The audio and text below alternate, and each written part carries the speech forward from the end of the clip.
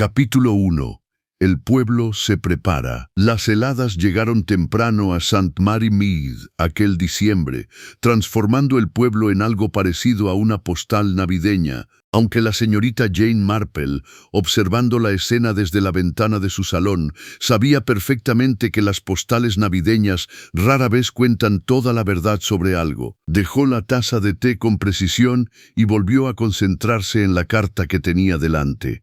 Era de su querida amiga Dolly Bantry, que ahora vivía en una situación económica precaria tras vender Gossington Hall, pero no por ello menos efusiva en su entusiasmo. «Querida Jane», decía la carta, «tienes que venir sí o sí a la fiesta de Navidad de los Ashworth. Gerald Ashworth, ahora Sir Gerald, que heredó de su tío la primavera pasada, se ha hecho cargo de Thornfield Manor y está decidido a revivir todas las viejas tradiciones. Una Navidad como las de antes de la guerra, dice, seremos 12, y le he dicho que sin ti no habrá una investigación adecuada si algo sale mal. Di que sí, el pueblo te necesita, y te lo confieso, yo también». La señorita Marple esbozó una leve sonrisa.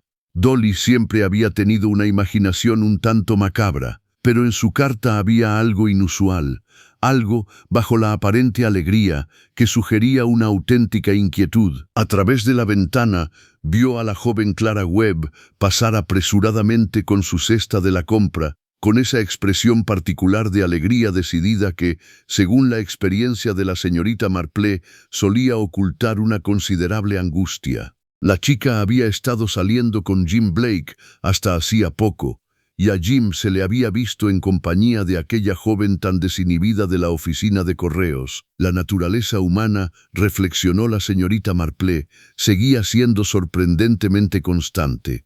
20 años atrás, en el pueblo se había dado un triángulo amoroso similar, protagonizado por la hija del panadero y 2 pretendientes rivales. Aquello había terminado con un enfrentamiento a medianoche y la ruptura del compromiso, aunque por suerte nada peor. Tomó la pluma y le escribió a Dolly su aceptación.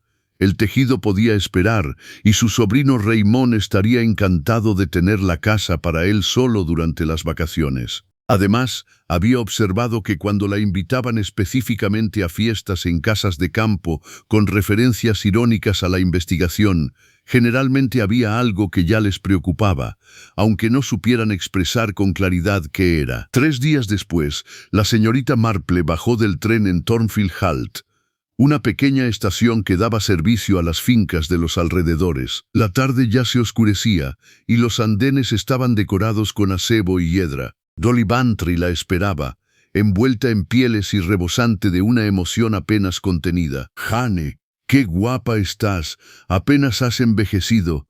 El coche acaba de llegar. Gerald lo envió, por supuesto.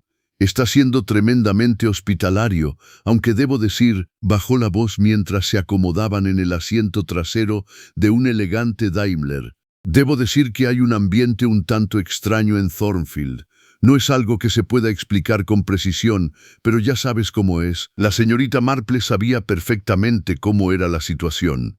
«¿Quién más se queda?», preguntó. Dolly contó con sus dedos enguantados. «Bueno, está Gerald, por supuesto, un hombre encantador, bastante serio, que hizo fortuna en el ferrocarril antes de heredar el título.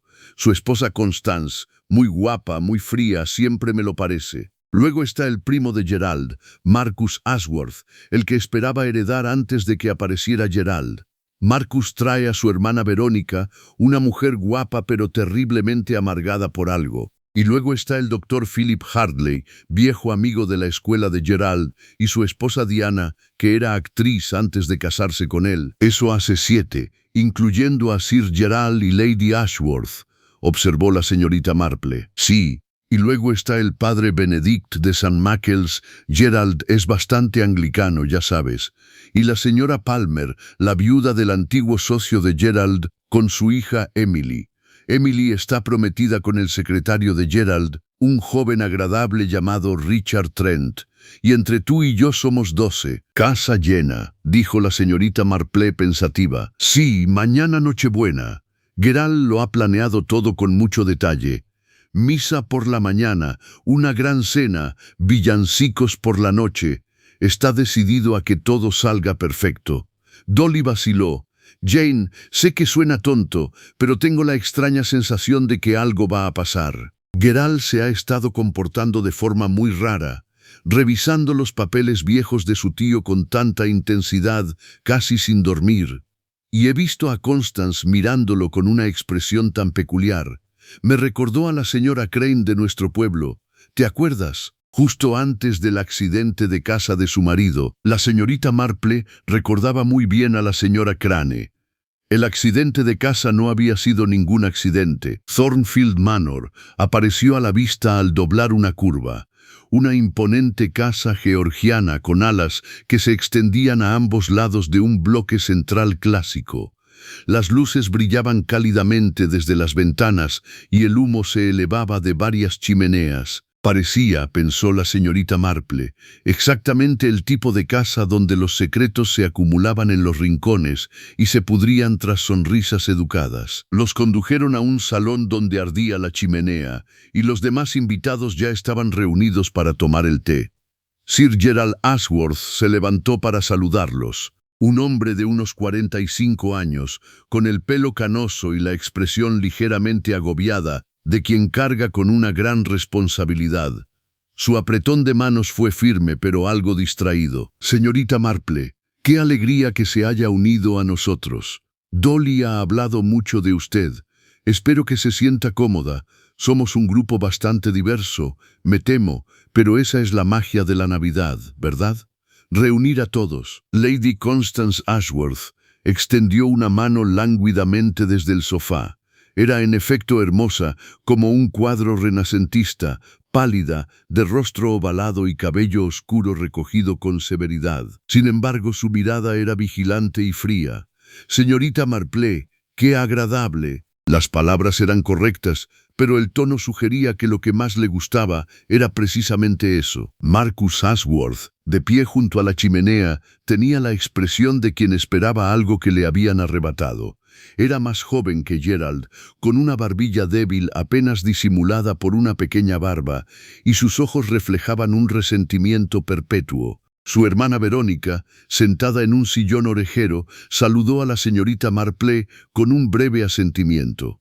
Era guapa, pero de una belleza austera, vestida con sobriedad de negro, con los labios fruncidos en una mueca de permanente desaprobación. El doctor Hartley resultó ser un hombre de aspecto afable, con ojos bondadosos y la apariencia ligeramente desaliñada de alguien que se preocupaba más por sus pacientes que por su vestuario. Su esposa Diana era su opuesto, teatral, de una belleza que se desvanecía, con una risa un tanto estridente y gestos excesivamente animados. La señorita Marple ya había visto esa actuación antes, en la esposa del vicario que se había esforzado tanto por parecer más joven de lo que era. Aquello había terminado mal. La señora Palmer, la viuda, era una mujer demacrada de unos 50 años, vestida a medias de luto, con las manos siempre inquietas. Su hija Emily estaba sentada junto a Richard Trent, el secretario, y formaban una bonita imagen, ambos jóvenes, ambos llenos de esperanza, ambos ajenos a la transparencia de su devoción hacia todos los presentes. Richard tenía la mirada seria de un joven que intentaba abrirse camino en la vida a base de trabajo duro e integridad. El padre Benedict, un hombre delgado de rasgos ascéticos y ojos de una mirada inusualmente penetrante, observaba la reunión con lo que la señorita Marple sospechaba, que era un interés profesional por la naturaleza humana. Él la miró y le dedicó una leve sonrisa cómplice, como si reconociera a un alma gemela. Mientras servían el té, la señorita Marple observó las pequeñas interacciones que le revelaban más de lo que las palabras podían expresar. La forma en que Constance apretó la mano sobre su taza cuando Gerald mencionó el testamento de su tío, la mirada que Marcus dirigió al retrato sobre la chimenea, presumiblemente el del difunto tío, llena de un odio casi palpable. La manera en que la señora Palmer observaba a Gerald con una mezcla de esperanza y temor, la forma protectora en que Richard Trent se interpuso entre Emily y el resto de la habitación, como si custodiara algo preciado. «He estado revisando los papeles del tío Ambrose», dijo Gerald, dejando la taza con un ligero ruido. «Fascinantes, la verdad. Era todo un coleccionista de información sobre la familia, un gran observador de la naturaleza humana. La temperatura en la habitación pareció bajar varios grados. ¡Qué delicia!, murmuró Constance, aunque su tono sugería todo lo contrario. Sí, continuó Gerald, y la señorita Marple notó un ligero temblor en su mano. Llevaba diarios bastante detallados. Notas sobre todo el mundo, en realidad. Los he estado leyendo en la biblioteca. Son muy reveladores. Gerald, querido, estoy segura de que nadie quiere oír hablar de papeles viejos y polvorientos en Navidad, interrumpió Dolly con una alegría forzada. Pero la señorita Marple observaba los rostros. Marcus palideció. La taza de la señora Palmer vibró en su platillo. Incluso el padre Benedict parecía preocupado. Y Constance miraba fijamente a su marido con una expresión que le recordó a la señorita Marple, la de un gato que acecha a un ratón a punto de atacar. Creo, dijo Gerald en voz baja, que esta Navidad puede sacar a la luz algunas verdades, cosas que han estado ocultas durante demasiado tiempo. Es hora de ser honestos, ¿no crees? El silencio que siguió fue profundo y sumamente incómodo. La conversación la interrumpió Richard Trent, hablando con un optimismo decidido. ¿Ayudo a traer más leña para la chimenea? Está empezando a hacer bastante frío. Mientras el joven se dirigía hacia la puerta, la señorita Marple alcanzó a oír un fragmento de una conversación susurrada entre Marcus y Verónica Ashworth. No puedo dejar que esos papeles... Todo saldrá a la luz. Ya es demasiado tarde. Debería haber actuado antes. La señorita Marple tomó un sorbo de té y no dijo nada. Pero notó que el padre Benedict también la escuchaba, con el rostro serio. Sus miradas se cruzaron al otro lado de la habitación y él asintió casi imperceptiblemente. Sí, pensó, algo anda muy mal en esta casa. Y la Navidad, con su alegría y tradición forzadas, lo agravaría. Ya lo había visto antes, bajo diversas formas, en pueblos y ciudades de toda Inglaterra. Los secretos se enquistaban en la oscuridad, pero las luces navideñas tenían la particularidad de revelar lo que se escondía debajo. Cuando la reunión terminó para que los asistentes se vistieran para la cena, Dolly susurró con urgencia. ¿Ves a lo que me refiero? Esa tensión es terrible. Gerald está jugando con fuego hablando de esos papeles. Ojalá dejara las cosas como están. Tal vez, dijo la señorita Marple con suavidad, no pueda.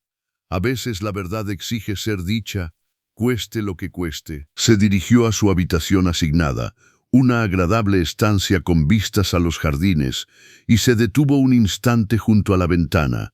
En el crepúsculo que se cernía sobre ella, divisó una figura que se movía entre los árboles desnudos del huerto. Era Constance, que caminaba a paso ligero, con los brazos cruzados sobre el pecho. Mientras la señorita Marple la observaba, la mujer se detuvo, volvió la vista hacia la casa y en la penumbra su rostro reflejaba una expresión de cálculo tan desesperado que incluso a la experimentada señorita Marple le heló la sangre. Independientemente de lo que Gerald Ashworth hubiera descubierto en los papeles de su tío, pensó la señorita Marple, alguien en esa casa estaba dispuesto a hacer lo que fuera necesario para evitar que se hiciera público. Se apartó de la ventana y comenzó a vestirse para la cena. Mientras su mente ya catalogaba observaciones, detectaba patrones, comparaba lo que había visto con otros casos, otros pueblos, otras reuniones donde la cortesía enmascaraba la desesperación. Ella sospechaba que iba a ser una Navidad muy interesante. Capítulo 2. Secretos en la nieve. La cena de aquella noche resultó extrañamente tensa, a pesar de la elegancia del lugar. El comedor de Thornfield estaba decorado con vegetación tradicional, acebo, hiedra y muérdago dispuestos con considerable maestría, y la mesa brillaba con cristal y plata. Sin embargo, bajo la conversación civilizada, la tensión era tan palpable que la señorita Marple casi podía percibirla, como el agua oscura bajo el hielo fino. Gerald presidía la mesa con la actitud de quien había tomado una decisión trascendental y estaba decidido a llevarla a cabo, sin importar las consecuencias. Bebió más vino de lo debido, y sus comentarios se volvieron cada vez más mordaces a medida que avanzaba la comida. «Es sorprendente», dijo mientras retiraban la sopa, lo que uno aprende sobre las personas al leer las observaciones privadas de otra persona. Mi tío, por ejemplo, era un gran observador del carácter. Se fijaba en las cosas, en los pequeños detalles, en las inconsistencias. El tío Ambroses, dijo Marcus con hostilidad apenas disimulada. Era un viejo rencoroso que se deleitaba recopilando chismes y usándolos como arma contra la gente. Marcus, la voz de Verónica era cortante y amenazante. Bueno, es cierto, era un chantajista en toda regla. Usaba la información para controlar a la gente, para doblegarla a su voluntad. Era, dijo Gerald en voz baja, un hombre honesto. Y la verdad, primo, no es lo mismo que el chantaje. La señorita Marple observó que la señora Palmer se había puesto pálida y apretaba el tenedor con tanta fuerza que se le veían los nudillos. Emily a su lado parecía confundida y asustada, mientras que el joven Richard Trent observaba a Gerald con una expresión de creciente horror. El doctor Hartley intentó aligerar el ambiente. «Vamos, Gerald, ¿acaso no podemos dejar de lado las diferencias familiares durante las fiestas? Después de todo, la Navidad es una época para la buena voluntad». «Ah, sí». La risa de Gerald fue amarga. «¿O es hora de rendir cuentas, de aclarar las cosas? Estoy cansado de vivir entre mentiras, Philip. Estoy cansado de ver a la gente fingir ser lo que no es». «Gerald, por favor», dijo Constance con voz baja y amenazante. «Estás avergonzando a nuestros invitados». «¿En serio? Creo que estoy siendo sincero por primera vez en meses». Se giró hacia la señorita Marple con una sonrisa demasiado radiante. «¿Qué opina usted, señorita Marple? Es famosa por su comprensión de la naturaleza humana, o eso me dice Dolly. ¿Deben guardarse los secretos o deben revelarse?» La señorita Marple dejó su copa de vino con cuidado. «Creo», dijo con suavidad, «que depende mucho del secreto y de las consecuencias de su revelación. Algunas verdades son necesarias, por dolorosas que sean, otras son simplemente crueles». «Bien dicho», murmuró el padre Benedict. «La Biblia nos dice que la verdad nos hará libres, pero no promete que el proceso sea cómodo». «La libertad», dijo Gerald, «es precisamente lo que busco». Llegó el plato de pescado, lo que proporcionó una distracción momentánea. La señorita Marple se encontró sentada entre el doctor Hartley y el padre Benedict, una posición afortunada que le permitió observar la mesa mientras mantenía una conversación aparentemente inocua. «¿Conoce usted al señor Gerald desde hace mucho tiempo?», le preguntó al médico. «Desde la escuela», respondió Hartley. «Hemos seguido siendo muy amigos, aunque confieso que he notado un cambio en él estos últimos meses. Desde que heredó, se ha vuelto preocupado, casi obsesionado con los papeles de su tío. Su tío murió repentinamente, entiendo. Insuficiencia cardíaca. Fue totalmente inesperado, a pesar de que tenía 70 y tantos años. Gerald heredó todo, el título, la finca, la fortuna.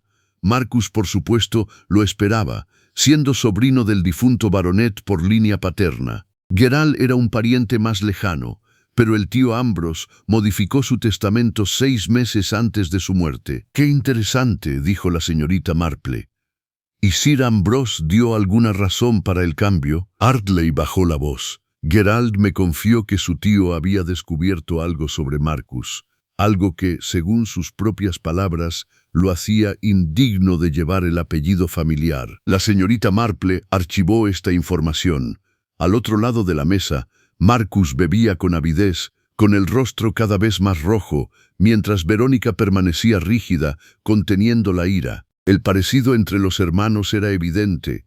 Ambos tenían la misma barbilla débil, la misma mueca amarga en la boca que delataba años de decepción y resentimiento. Diana Hartley, tal vez sintiendo la necesidad de participar en la conversación, comenzó a relatar animadamente sus días en el teatro, con voz clara y potente. Y entonces Lord Pemberton insistió en que yo interpretara el papel principal, aunque por supuesto era demasiado joven. «Pero la juventud, como se suele decir, debe ser recompensada». La señora Palmer emitió un pequeño sonido ahogado que podría haber sido una risa o un sollozo. Su hija le dio unas palmaditas en la mano con ansiedad. «Mamá no está bien», le dijo Emily en voz baja a Richard. «Creo que el viaje la cansó». Pero la señorita Marple, al observar el rostro de la señora Palmer, pensó que no era fatiga, sino miedo, lo que la hacía parecer tan enferma. Y cuando Diana Hartley volvió a mencionar a Lord Pemberton, la taza de la señora Palmer vibró tan violentamente en su platillo que el té se derramó sobre el mantel. «Conocí a Lord Pemberton», susurró la señora Palmer. «Hace muchos años». La radiante sonrisa de Diana se desvaneció. «¿En serio? ¡Qué maravilla! Aunque me temo que el pobre hombre falleció hace algunos años. Su hijo heredó, por supuesto». «Sí», dijo la señora Palmer, «su hijo. Eso oí». El intercambio fue breve, pero la señorita Marple lo anotó con atención. Había historia allí, historia enterrada, y la reacción de la señora Palmer sugería que era una historia que ella preferiría que permaneciera oculta. A medida que avanzaba la comida, Gerald se volvía más imprudente. Volvió a hablar de los diarios de su tío, mencionando pasajes específicos sobre varios miembros de la familia. Cada referencia era como una piedra arrojada a aguas tranquilas, provocando una oleada de inquietud en la mesa. El tío Ambrose escribió, por ejemplo, sobre cierta sociedad comercial que terminó bastante mal. Dinero que desapareció y nunca se rindió cuentas. Su mirada se posó en la señora Palmer, quien pareció encogerse en su silla. También hizo observaciones interesantes sobre el mundo del teatro. Hasta dónde llegaban algunas personas para ascender, los compromisos que se hacían. La sonrisa de Diana Hartley se volvió rígida y frágil. Y asuntos familiares, por supuesto. Cuestiones de legitimidad, cuestiones de honor. Marcus apartó la silla con brusquedad. «¡Ya basta!», gritó. «¿Cómo te atreves a sentarte ahí y lanzar acusaciones?» «No estoy lanzando nada», dijo Gerald con frialdad. «Simplemente menciono que la verdad existe, que está documentada, que saldrá a la luz». «¿Cuándo?». La voz de Constance resonó en la habitación como una cuchilla. «¿Cuándo piensas revelar esto, Gerald? ¿El día de Navidad? Abrimos los diarios de tu tío como si fueran galletas navideñas y vemos qué escándalos salen a la luz». El silencio era absoluto. Incluso los sirvientes, recogiendo los platos, parecían congelados en el sitio. Gerald miró a su esposa con una expresión de tristeza. «Planeo», dijo en voz baja, «leer los pasajes pertinentes mañana por la noche, después del servicio de Nochebuena. Quienes sean mencionados tendrán la oportunidad de responder, de explicarse, de enmendar sus errores, si pueden». «¿Y si no pueden?», preguntó el padre Benedicto con dulzura. «Entonces», dijo Gerald, «tomaré las medidas oportunas. Esta casa, esta familia, esta reunión, todo se ha construido sobre mentiras. Tengo la intención de eliminar los cimientos, sea lo que sea que quede después». El resto de la comida transcurrió en casi total silencio. Cuando las damas se retiraron al salón, dejando a los caballeros en su puerto, la señorita Marple se encontró observando una escena fascinante. Constance permanecía junto a la ventana, mirando la nieve que comenzaba a caer, con el rostro surcado por arrugas de fría furia. Diana Hartley charlaba nerviosamente, su teatralidad claramente una defensa contra una verdadera angustia. La señora Palmer lloraba en silencio en un rincón, consolada por Emily, mientras Verónica Ashworth caminaba de un lado a otro como un animal enjaulado. Dolly apartó a la señorita Marple. «Esto es terrible. Jane, tienes que hacer algo. Gerald va a destruirlo todo». «Quizás», dijo la señorita Marple, «algunas cosas deben ser destruidas antes de poder reconstruirlas adecuadamente. Como un árbol enfermo, ¿sabe?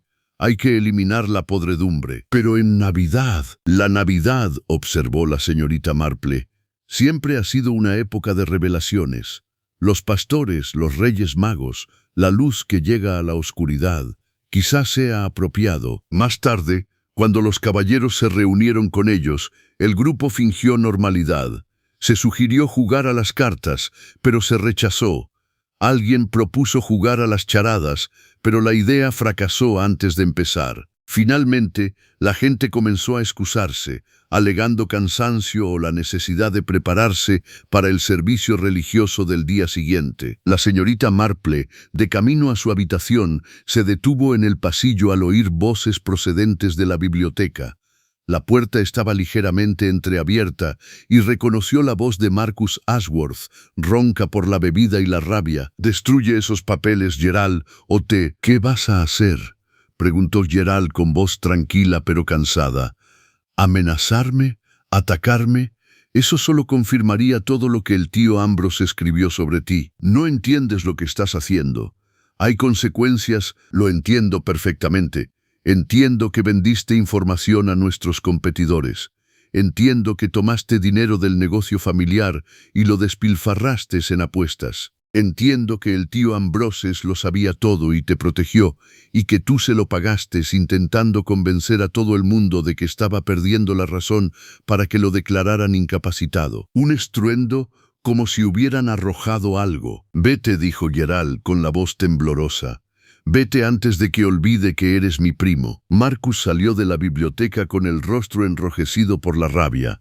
Se detuvo al ver a la señorita Marple y por un instante un destello peligroso cruzó por su mirada.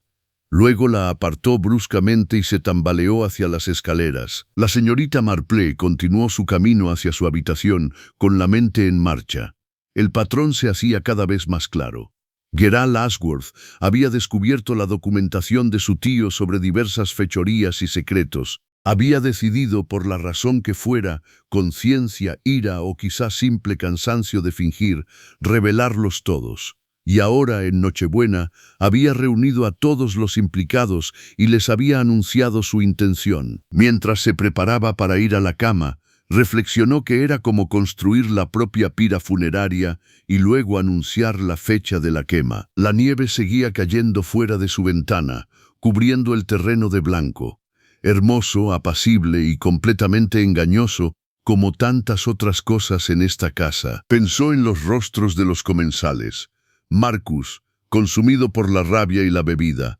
Verónica, amargada y calculadora. La señora Palmer, aterrorizada y llorando. Diana Hartley, cuya máscara teatral se desvanecía, revelando un miedo genuino. Constance, fría y vigilante como una serpiente. Y los jóvenes Richard Trent y Emily Palmer, atrapados en algo que no comprendían, con su felicidad amenazada por revelaciones aún por llegar. Uno de ellos, pensó la señorita Marple, podría decidir que las revelaciones de Gerald Ashworth eran demasiado peligrosas como para permitirlas. En su larga experiencia en la vida rural, había visto de lo que era capaz la gente desesperada para proteger sus secretos. Había visto veneno en tazas de té y dagas en jardines. Había visto asesinatos disfrazados de accidentes, de suicidios, de muertes naturales. Mañana era Nochebuena, el día de la revelación que Gerald había elegido. La señorita Marple dejó a un lado su labor de punto y rezó en silencio, deseando estar equivocada, que sus instintos fueran simplemente el resultado de haber observado demasiados misterios. Pero rara vez se había equivocado en esas cosas. En algún lugar de la casa, un reloj dio la medianoche. Afuera, la nieve seguía cayendo, y en la oscuridad alguien recorría los pasillos de la mansión Thornfield con intenciones asesinas. Capítulo 3. El cuerpo en la biblioteca. La señorita Marple despertó temprano en la mañana de Nochebuena y se encontró con un mundo transformado por la nieve. Los jardines de Thornfield estaban cubiertos por un manto blanco inmaculado, convertidos en un escenario de cuento de hadas. Habría sido hermoso, pensó, de no ser por la sensación de desastre inminente que se cernía sobre la casa como un sudario. Se vistió con su habitual esmero y bajó las escaleras con la intención de dar un paseo tranquilo antes del desayuno. La casa seguía en silencio. Probablemente los demás huéspedes dormían hasta tarde tras la tensión de la noche anterior. Al pasar junto a la biblioteca, notó que la puerta estaba abierta. Quizás Gerald había vuelto a los papeles de su tío, pensó.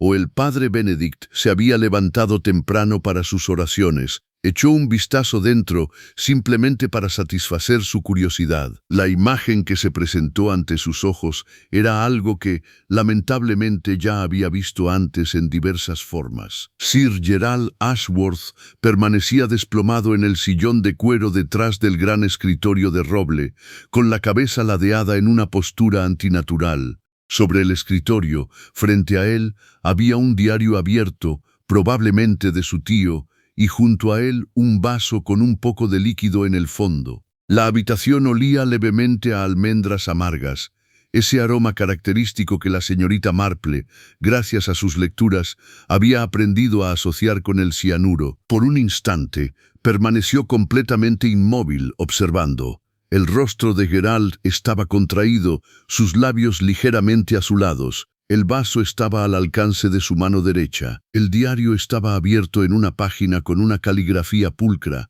aunque no podía leerla desde la puerta. Un atizador de la chimenea yacía en el suelo cerca del escritorio, fuera de lugar y sin explicación. No entró en la habitación. En cambio, se dio la vuelta y caminó con rapidez pero en silencio hacia la habitación donde se alojaban el doctor Hartley y su esposa. Llamó a la puerta con firmeza. El doctor Hartley apareció, todavía en bata, con aspecto desaliñado y medio dormido. ¿La señorita Marple? ¿Qué? Me temo que lo necesitan en la biblioteca, doctor, dijo en voz baja. Sir Gerald parece estar muerto. No he tocado nada, pero debería comprobarlo. Y tendremos que llamar a la policía. El rostro de Hartley palideció. ¿Muerto? ¿Pero cómo? Creo que es envenenamiento, los síntomas clásicos. Pero deberías examinarlo. Diana Hartley apareció detrás de su marido, con el pelo en rulos, su belleza teatral desvanecida por la cruda realidad matutina. ¿Gerald muerto? ¡Oh, Dios mío! ¡Oh, Dios mío!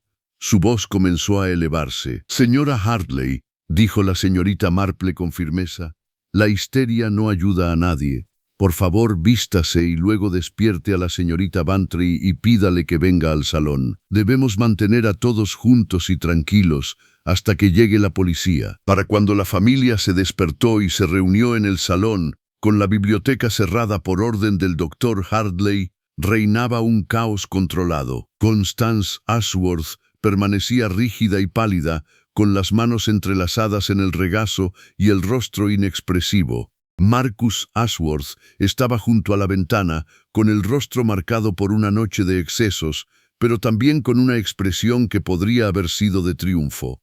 Verónica caminaba de un lado a otro. La Serra Palmer lloraba. Emily se aferraba a Richard Trent, mientras el padre Benedict se movía entre ellos ofreciendo el consuelo que podía. El doctor Hartley salió de la biblioteca con el rostro sombrío. Está muerto, confirmó. Parece ser envenenamiento por cianuro, aunque por supuesto necesitaremos una verificación exhaustiva. Ya avisamos a la policía. Suicidio, dijo Marcus de inmediato. Obviamente suicidio.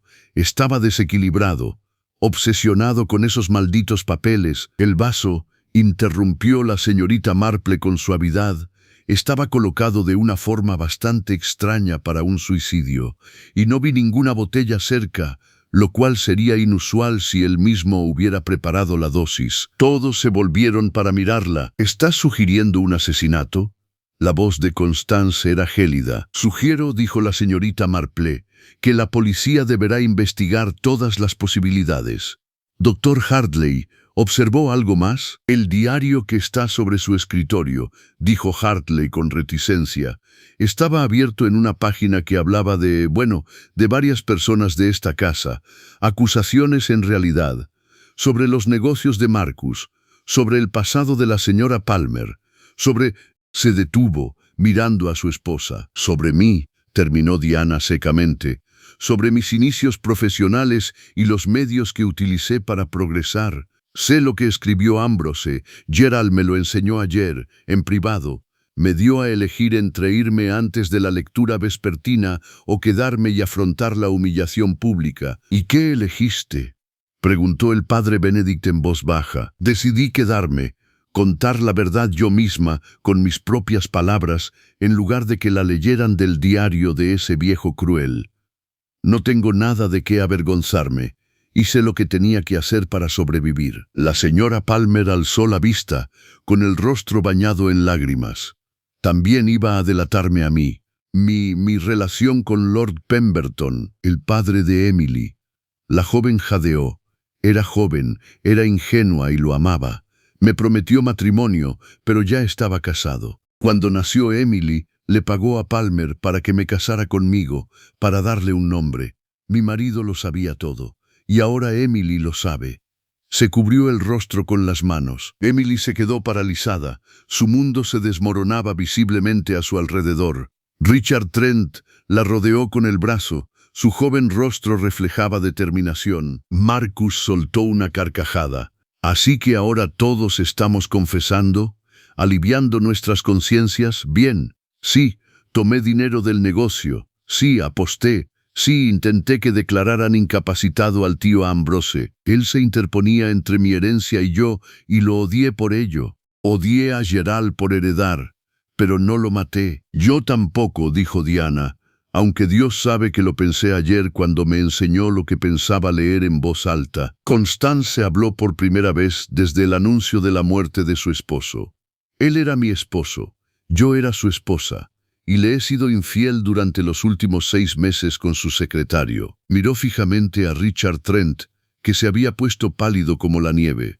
No usted, señor Trent, el secretario de negocios de Gerald en Londres, un hombre llamado Harrison. Gerald lo descubrió hace 3 semanas. Fue entonces cuando se obsesionó con la verdad, con exponer, con sacar a la luz los secretos de todos. Iba a divorciarse de mí públicamente, a nombrar a Harrison como codemandado. Quería castigarme, y castigar a todos los demás fue simplemente el método que eligió. El silencio que siguió fue profundo. Verónica Ashworth habló con voz áspera. Ya que estamos siendo tan brutalmente honestas, yo también daré mi opinión. Estuve enamorada de Gerald hace 20 años, antes de que se casara contigo, Constance. Me rechazó, te eligió a ti. Los he odiado a los dos desde entonces. Y sí, le deseé la muerte 1000 veces, pero desearlo no es lo mismo que actuar. La señorita Marple había estado observando en silencio los rostros, las reacciones, los pequeños detalles que hablaban más que las palabras. Notó que el padre Benedict se había colocado cerca de la puerta, como para impedir que nadie saliera. Observó que el joven Richard Trent no parecía sorprendido, sino triste, como si ya supiera o sospechara algunas de estas revelaciones. Vio el atizador de la biblioteca, ahora sobre una mesita auxiliar donde el doctor Hartley lo había dejado, y se preguntó por qué había estado en el suelo cerca del cuerpo de Gerald. El inspector Craddock llegó en menos de 1 hora. Era un hombre de aspecto competente, con ojos penetrantes y un aire de serena competencia. La señorita Marple lo conocía vagamente de encuentros anteriores, y él la saludó con una mezcla de respeto y resignación. Señorita Marple, debería haber imaginado que estaría involucrada. ¿Quién descubrió el cadáver? Sí, inspector, alrededor de las 7 de esta mañana. No he tocado nada en la biblioteca. El doctor Hartley examinó al fallecido y confirmó su muerte, pero él también tuvo cuidado de no alterar demasiado la escena. Craddock escuchó su relato y luego las diversas confesiones y revelaciones que habían surgido en su ausencia. Su expresión se tornó cada vez más preocupada. Así pues, tenemos una familia con motivos ocultos, concluyó. Un hombre que anunció su intención de revelar varios secretos y que luego aparece envenenado la noche anterior a hacer públicas dichas revelaciones. Y el arma homicida, el veneno, presumiblemente se encontraba en una bebida que consumió en la biblioteca. El vaso olía a brandy, comentó el doctor Hartley, y hay una jarra en la biblioteca que siempre está llena. ¿Quién tenía acceso a la biblioteca? Constance rotundamente. La puerta nunca está cerrada con llave. Cualquiera podría haber entrado en cualquier momento después de que todos nos fuéramos a dormir. O durante la cena, murmuró la señorita Marple. Los sirvientes estaban muy ocupados sirviendo, y la biblioteca habría estado vacía. Los hombres del inspector Craddock comenzaron su trabajo. fotografiaron, tomaron huellas dactilares y examinaron la escena. Los invitados permanecieron confinados en el salón bajo vigilancia policial, una reunión desoladora en lo que debería haber sido una nochebuena festiva. La señorita Marple pidió permiso para sentarse tranquilamente en un rincón y seguir tejiendo, una petición que Craddock concedió con una mirada cómplice. Comprendía que tejer era solo una excusa para observarla y había aprendido a valorar sus observaciones. Conforme avanzaba la mañana, fragmentos de conversaciones llegaban a oídos de la señorita Marple.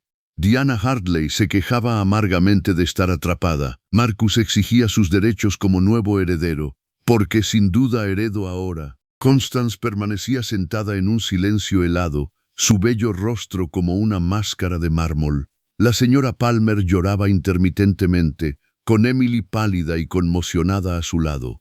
Verónica fumaba sin parar junto a la ventana. El padre Benedict se movía entre ellos como una conciencia vestida de negro. Y el joven Richard Trent notó la señorita Marple, observando a Constance con una expresión que mezclaba lástima y algo más.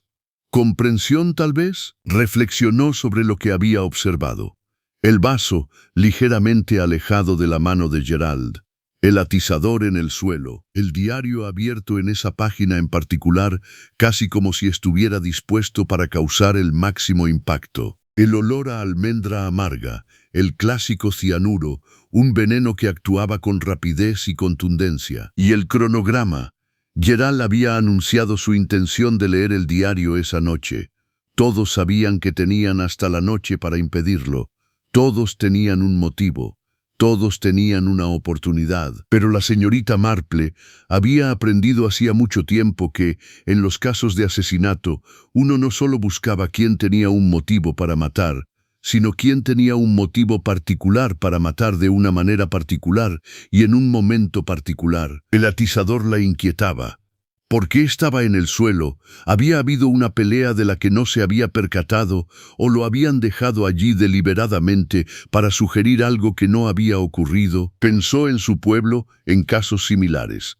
En aquella ocasión en que el joven Thomas Briggs fue hallado muerto, aparentemente por suicidio, pero que resultó ser un asesinato cuando alguien notó que sus gafas estaban demasiado lejos de su mano. En cómo la señora Emerson intentó hacer que la muerte de su marido pareciera un accidente, colocando cuidadosamente las pruebas.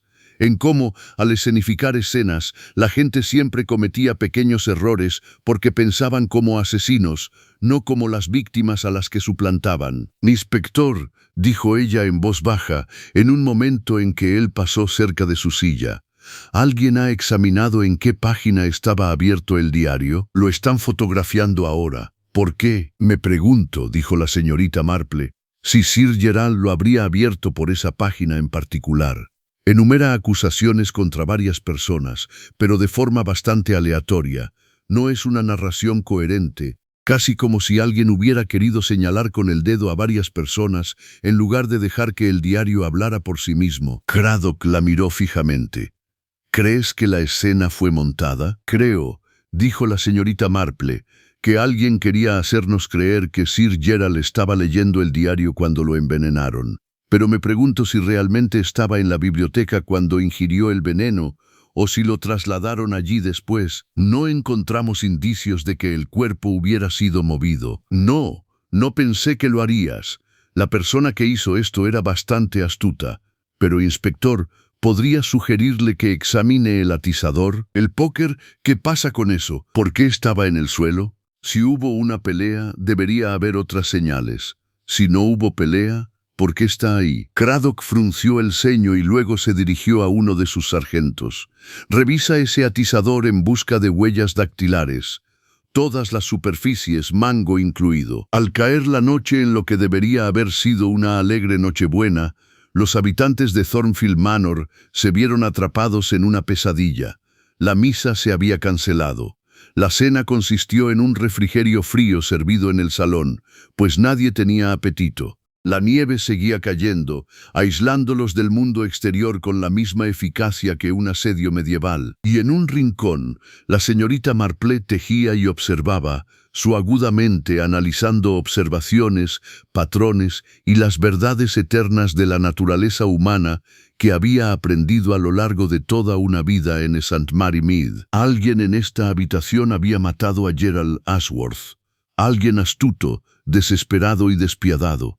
Alguien que había cometido un pequeño error, como siempre hacen los asesinos. Ella solo necesitaba encontrarlo. Capítulo 4. Preguntas y evasivas. Los interrogatorios del inspector Craddock comenzaron a última hora de la tarde de Nochebuena en el despacho de Gerald, con la presencia de una taquígrafa policial.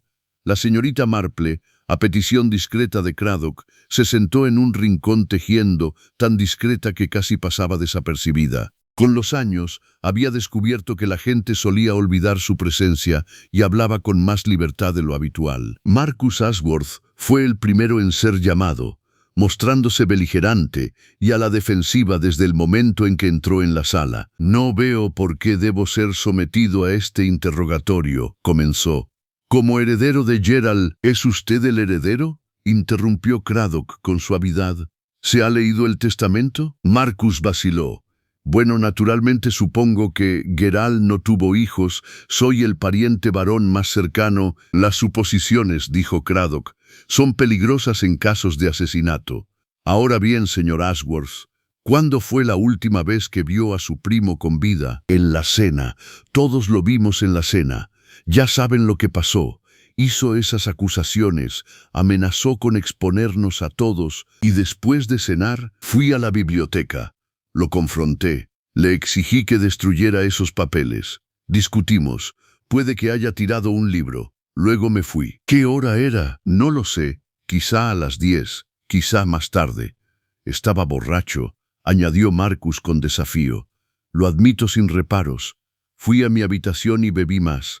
No recuerdo nada después de medianoche». «¿Viste a alguien más en los pasillos?». Una pausa. «Esa mujer, la señorita Marple, estaba merodeando por ahí». «Iba camino a mi habitación», dijo la señorita Marple con suavidad, sin levantar la vista de su labor de punto, como es natural. «¿Y has escuchado nuestro argumento?». La puerta estaba abierta. Era prácticamente imposible no oírla. Craddock tomó nota. «Señor Ashworth, ¿su primo bebió algo mientras usted estaba con él en la biblioteca?». «No». «Sí, no lo recuerdo. Había una jarra. Puede que se haya servido brandy, o puede que ya estuviera allí». «¿No bebisteis del mismo vaso?». «Dios mío, no. Tenía mi propia petaca». Marcus la sacó del bolsillo. Era de plata y estaba grabada. «No la comparto». «Y cuando saliste de la biblioteca, tu primo estaba vivo y en buen estado de salud». «Estaba vivo. Si estaba bien es discutible. Era moralista e insoportable. Pero sí respiraba». Tras la salida de Marcus, entró Verónica Ashworth. Se sentó rígida, con las manos fuertemente entrelazadas en el regazo y el rostro contraído por el ceño fruncido. «Señorita Ashworth, ¿cuál era su relación con el difunto?». «Era primo de mi hermano. Nos veíamos en reuniones familiares que eran poco frecuentes». «¿No tenías ninguna conexión más cercana?». Un músculo de su mandíbula se contrajo. «Estuve enamorada de él una vez hace 30 años. Se casó con otra. Eso no viene al caso». «El amor no correspondido», observó Craddock, «suele ser bastante relevante en los casos de asesinato. Yo no lo maté. Mis sentimientos murieron hace décadas. Sin embargo, viniste a esta fiesta sabiendo que él estaría aquí». Marcus me pidió que fuera, para apoyarlo.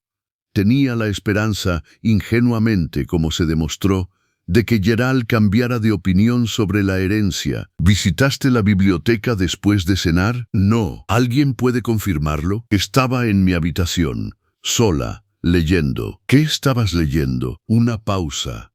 «No lo recuerdo. Una novela. Algo olvidable». La señorita Marple observó que Verónica se frotaba los dedos en un gesto nervioso peculiar, y que no había mirado a Craddock a los ojos ni una sola vez durante la entrevista. «Señorita Ashworth, ¿Le enseñó Sir Gerald lo que estaba escrito sobre usted en el diario de su tío? No. ¿Y aún así sabías que había entradas sobre ti? Lo supuse. Ambrose tenía ojos por todas partes. Lo veía todo, lo recordaba todo, lo anotaba todo.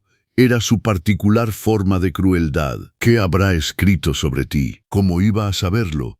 Su voz era cortante, quizás porque nunca me casé, quizás porque me amargué, quizás simplemente porque existí, y eso ya era suficiente decepción. Tras su partida, Craddock suspiró.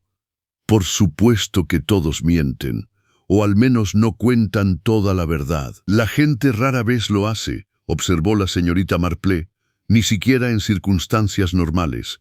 En tiempos de crisis, la verdad se vuelve aún más esquiva. A continuación entró la señora Palmer, con el rostro hinchado por el llanto, mientras Emily permanecía ansiosa a su lado hasta que Craddock, con delicadeza pero con firmeza, apartó a la niña. Señora Palmer, entiendo que Sir Gerald tenía la intención de revelar cierta información sobre su pasado. Sí, dijo con voz apenas un susurro, sobre el padre de Emily, sobre las circunstancias de mi matrimonio. Estaba aterrorizada, no por mí misma, soy vieja, ya no me importa lo que la gente piense de mí. Pero Emily está prometida con el joven señor Trent, y si él rompía el compromiso al enterarse de que era ilegítima, ¿mataste a Sir Gerald para evitar esta revelación? No, no podría, no soy lo suficientemente fuerte, no soy lo suficientemente valiente. Lo pensé, Dios me perdone, lo pensé, pero no pude. ¿Dónde estuviste después de cenar? En mi habitación. Emily estaba conmigo. Hablamos durante un buen rato. Intentaba consolarme, pobrecita. Sabía que algo andaba mal, aunque no sabía qué. ¿A qué hora te dejó? Quizás 11. Se fue a la cama. Y luego tomé un somnífero. Me lo había dado el médico, no el doctor Hartley, mi médico de cabecera en Londres. Estaba exhausto, desesperado. Quería evadirme y caer en la inconsciencia. ¿Puedes demostrar que tomaste este somnífero? La botella está en mi habitación, medio vacía. Tomé suficiente para derribar a un buey, inspector. No me desperté hasta que Emily gritó la noticia esta mañana. Después de que la señora Palmer se marchara, la señorita Marple habló en voz baja. Le creo, sabe, lo del somnífero. Tiene el aspecto de alguien que estuvo realmente inconsciente, esa pesadez, esa sensación de estar drogada en sus movimientos, a menos que sea una excelente actriz. Posible, admitió la señorita Marple. Aunque no lo creo, su dolor es real y su miedo también. Estaba aterrorizada de lo que Gerald pudiera revelar, pero no creo que fuera capaz de impedirlo mediante un asesinato. Diana Hartley resultó ser más difícil de tratar. Entró en la habitación con su teatralidad plenamente desplegada, aunque la señorita Marple notó el ligero temblor en sus manos y la cuidadosa manera en que se acomodaba en la silla. Señora Hartley, tengo entendido que usted tuvo una distinguida carrera en el teatro. Tuve éxito, sí. Antes de conocer a Philip y retirarme, y el tío de Sir Gerald escribió sobre esta carrera en su diario. La máscara de Diana se desvaneció por un instante. El viejo monstruo escribió mentiras, o medias verdades que son peores. Sí, tuve una relación con Lord Pemberton.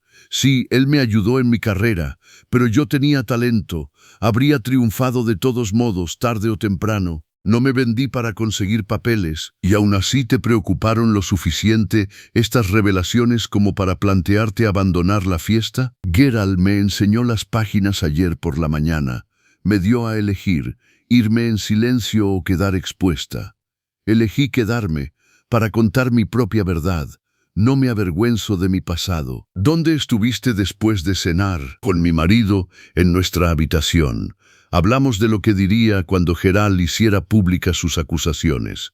Philip fue maravilloso, me apoyó mucho, siempre ha estado al tanto de mi pasado. El doctor Hartley, entrevistado por separado, confirmó la versión de su esposa, pero con una inquietante adición. Estuvo conmigo hasta las 11:30 aproximadamente, dijo.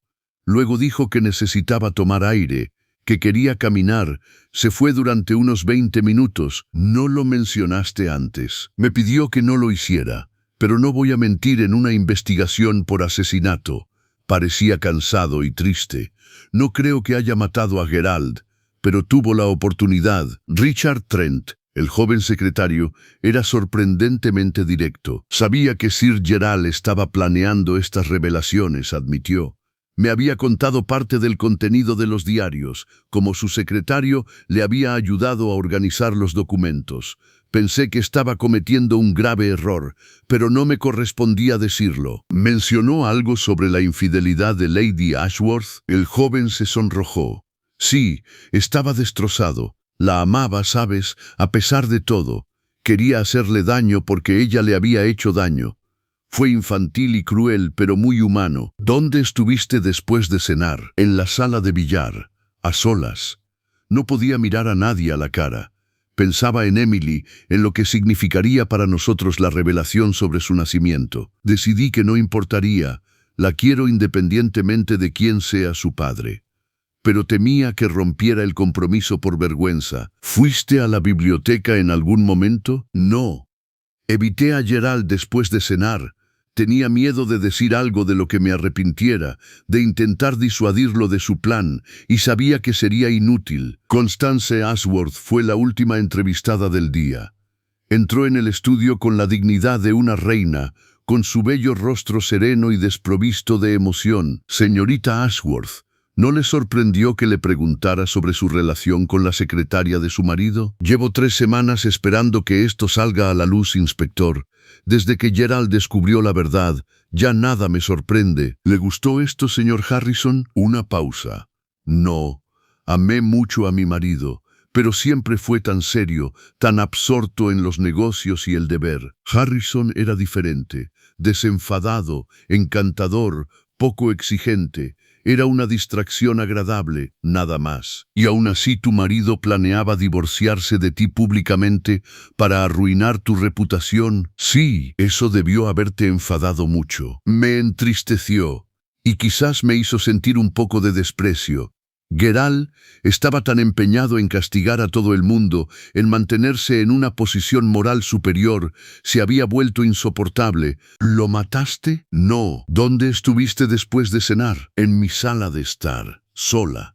Estaba pensando en lo que vendría después, el divorcio, el escándalo, la reconstrucción de mi vida. ¿Alguien puede verificar esto? No, no vi a nadie. No quería ver a nadie. Señorita Ashworth, ¿qué hará ahora? Supongo que heredaré, a menos que Gerald haya cambiado su testamento, cosa que bien podría haber hecho. Incluso si no heredo, tengo mi propio dinero. Me las arreglaré. Tras su marcha, el inspector Craddock se frotó las sienes. Todos tenían un motivo. Todos tuvieron la oportunidad. La mitad de ellos no tienen coartada. Sí, dijo la señorita Marple pensativa. Pero quizás ese sea el quid de la cuestión, ¿no crees? ¿Qué quieres decir? Si todos son sospechosos, nadie lo es. Es como esas historias de misterio donde cualquiera en el tren podría haber cometido el asesinato.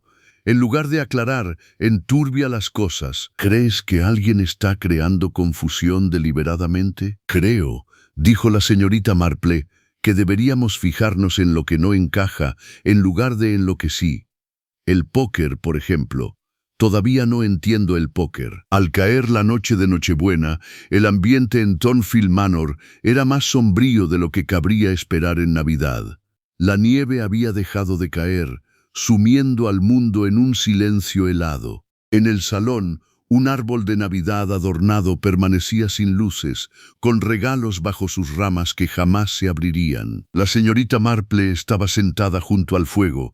Sus agujas de tejer resonaban rítmicamente, mientras su mente intentaba resolver el enigma. En medio de la maraña de confesiones, motivos y oportunidades se escondía la verdad. En algún lugar de los patrones humanos que había observado a lo largo de toda una vida en el pueblo se encontraba el caso paralelo, la situación similar que esclarecería este. Pensó en los envenenadores que había conocido, esos tipos cuidadosos y metódicos que planeaban meticulosamente. Pensó en el póker, pensó en el diario colocado con tanta deliberación sobre el escritorio, y poco a poco, muy poco a poco, una teoría comenzó a formarse en su mente. Fue impactante, fue inesperado. pero encajaba con los hechos tal como ella los entendía. Ella solo necesitaba pruebas. Capítulo 5. El patrón emerge. El día de Navidad amaneció frío y despejado sobre Thornfield Manor. El sol brillaba sobre la nieve, que permanecía inmaculada e intacta, salvo por las huellas de las aves invernales. En otras circunstancias habría sido hermoso. Tal como estaba, la casa parecía una tumba. Los invitados se reunieron para un desayuno discreto que nadie parecía desear. El inspector Craddock se había quedado a pasar la noche y su presencia ensombrecía la comida. La policía había terminado su examen inicial de la biblioteca, pero aún realizaba pruebas en el cristal, la jarra de brandy y el cadáver. La señorita Marple observó la reunión con especial atención, fijándose en detalles que podrían parecer insignificantes para los demás, pero que formaban patrones en su mente. La forma en que Constance untaba mantequilla en su tostada con precisión mecánica, sus movimientos como los de alguien que realiza una acción familiar mientras piensa en algo completamente distinto, la manera en que Marcus miraba constantemente hacia la puerta como si contemplara la posibilidad de huir, el brillo forzado de Diana Hartley como un personaje interpretando un papel, la postura protectora del joven Richard Trent cerca de Emily, que parecía haber estado llorando toda la noche. Fue el padre Benedict quien habló primero, con voz suave pero firme. «Inspector, ¿sería posible celebrar una pequeña misa? Después de todo es Navidad, y la oración podría brindar algo de consuelo a esta familia afligida». Craddock reflexionó.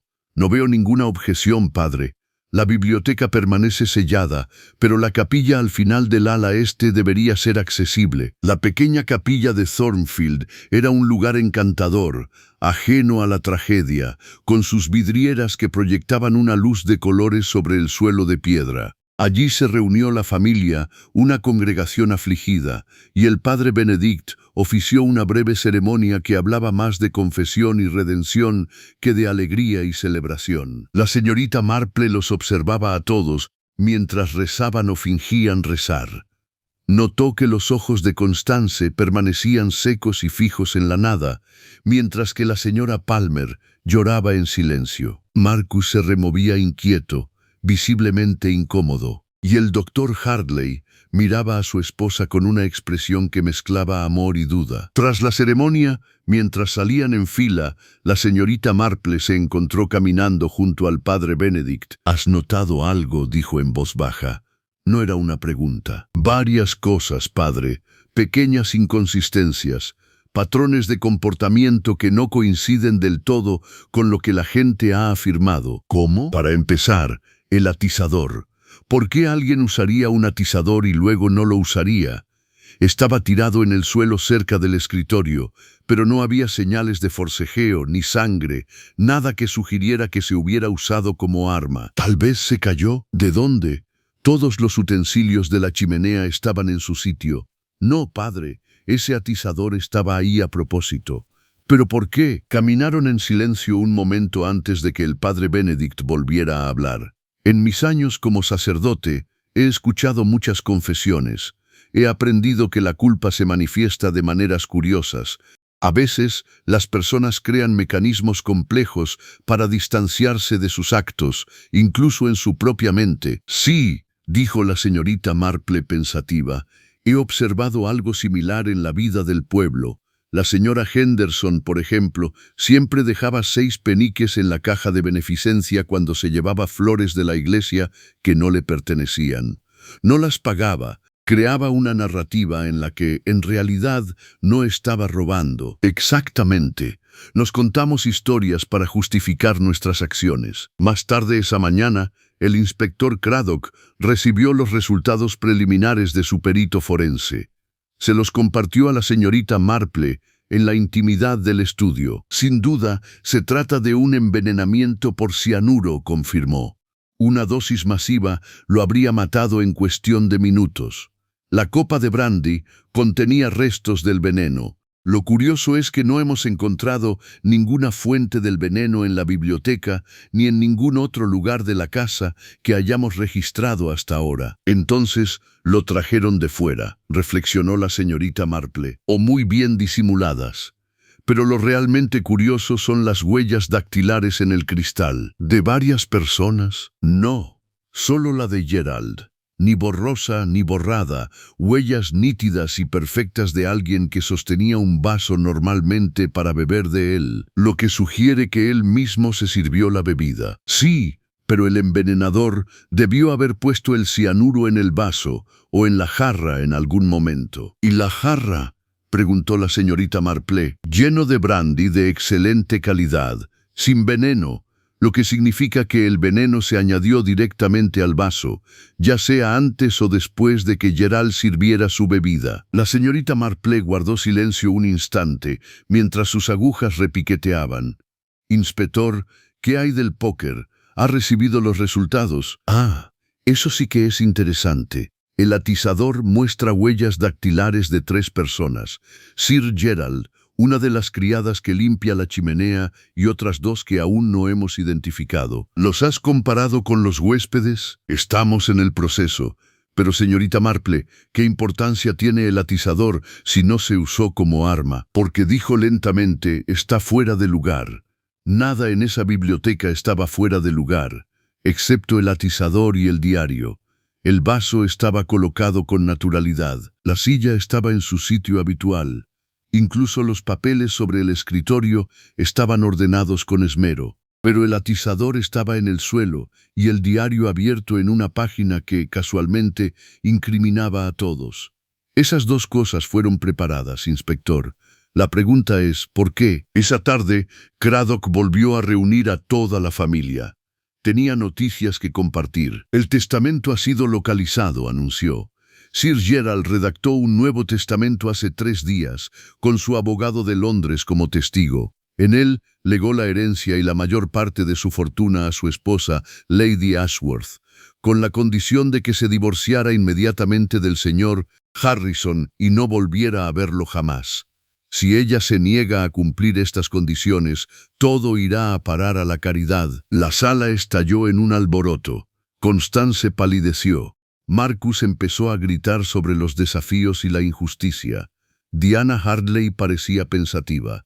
La señora Palmer parecía confundida. Además, continuó Craddock, Sir Gerald dejó legados específicos a varias personas presentes en esta sala. A la Sarah, Palmer le legó 10.000 libras con una nota que indicaba que esa cantidad debería haber sido la parte de las ganancias del negocio que le correspondía a su esposo, injustamente retenida por su tío.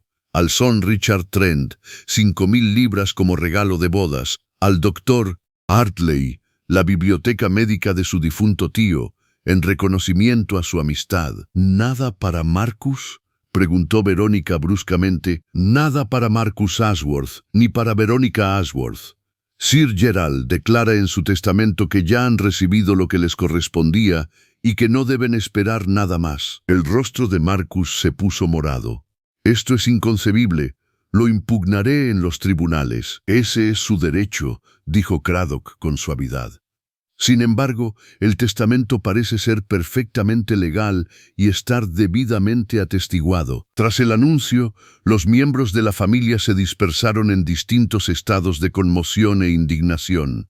La señorita Marple se dirigió al invernadero, una habitación con paredes de cristal que daba a los jardines helados. No le sorprendió que el padre Benedict se uniera a ella allí. «Ya sabes quién lo hizo», dijo. «Tengo una teoría», corrigió con suavidad.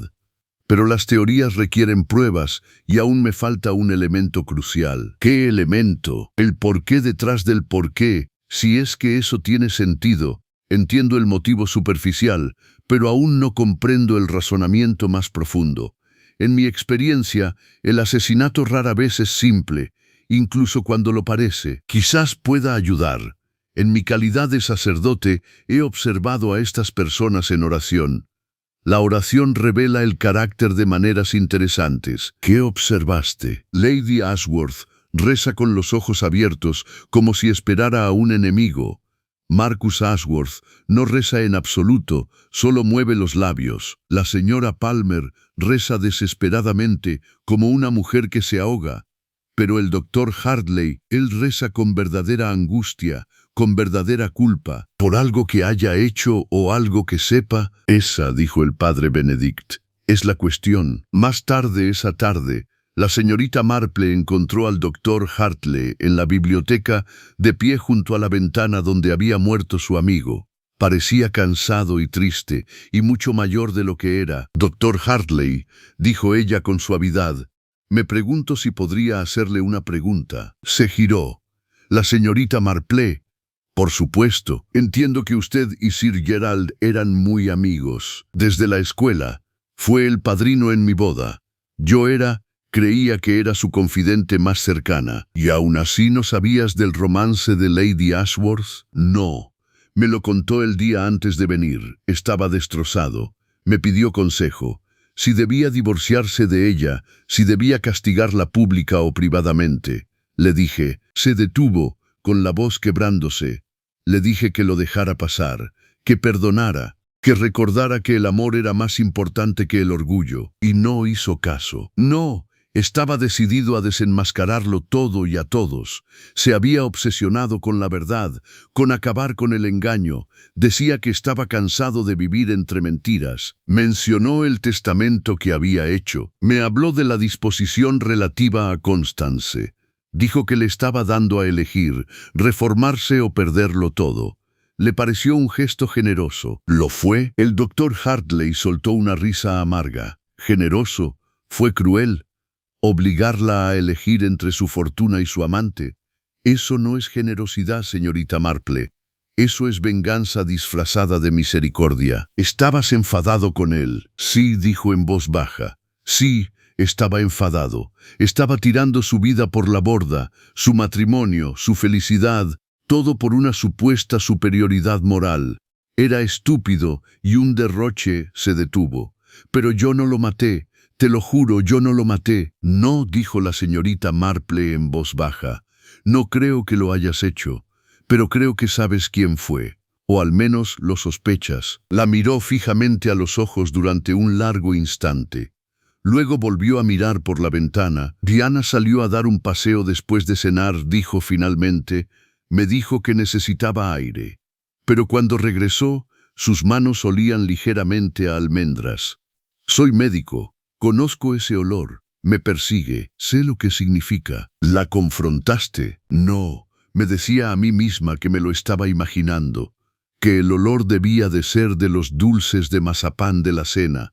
Que estaba siendo paranoica. Pero lo sé, y la he estado protegiendo, mintiendo por ella, y no sé si puedo seguir haciéndolo. Doctor Hartley, dijo la señorita Marple, creo que está protegiendo a la persona equivocada. Creo que el olor a almendras en las manos de su esposa proviene de algo completamente inocente y que el momento en que paseaba podría ser una coincidencia en lugar de algo incriminatorio. La miró fijamente.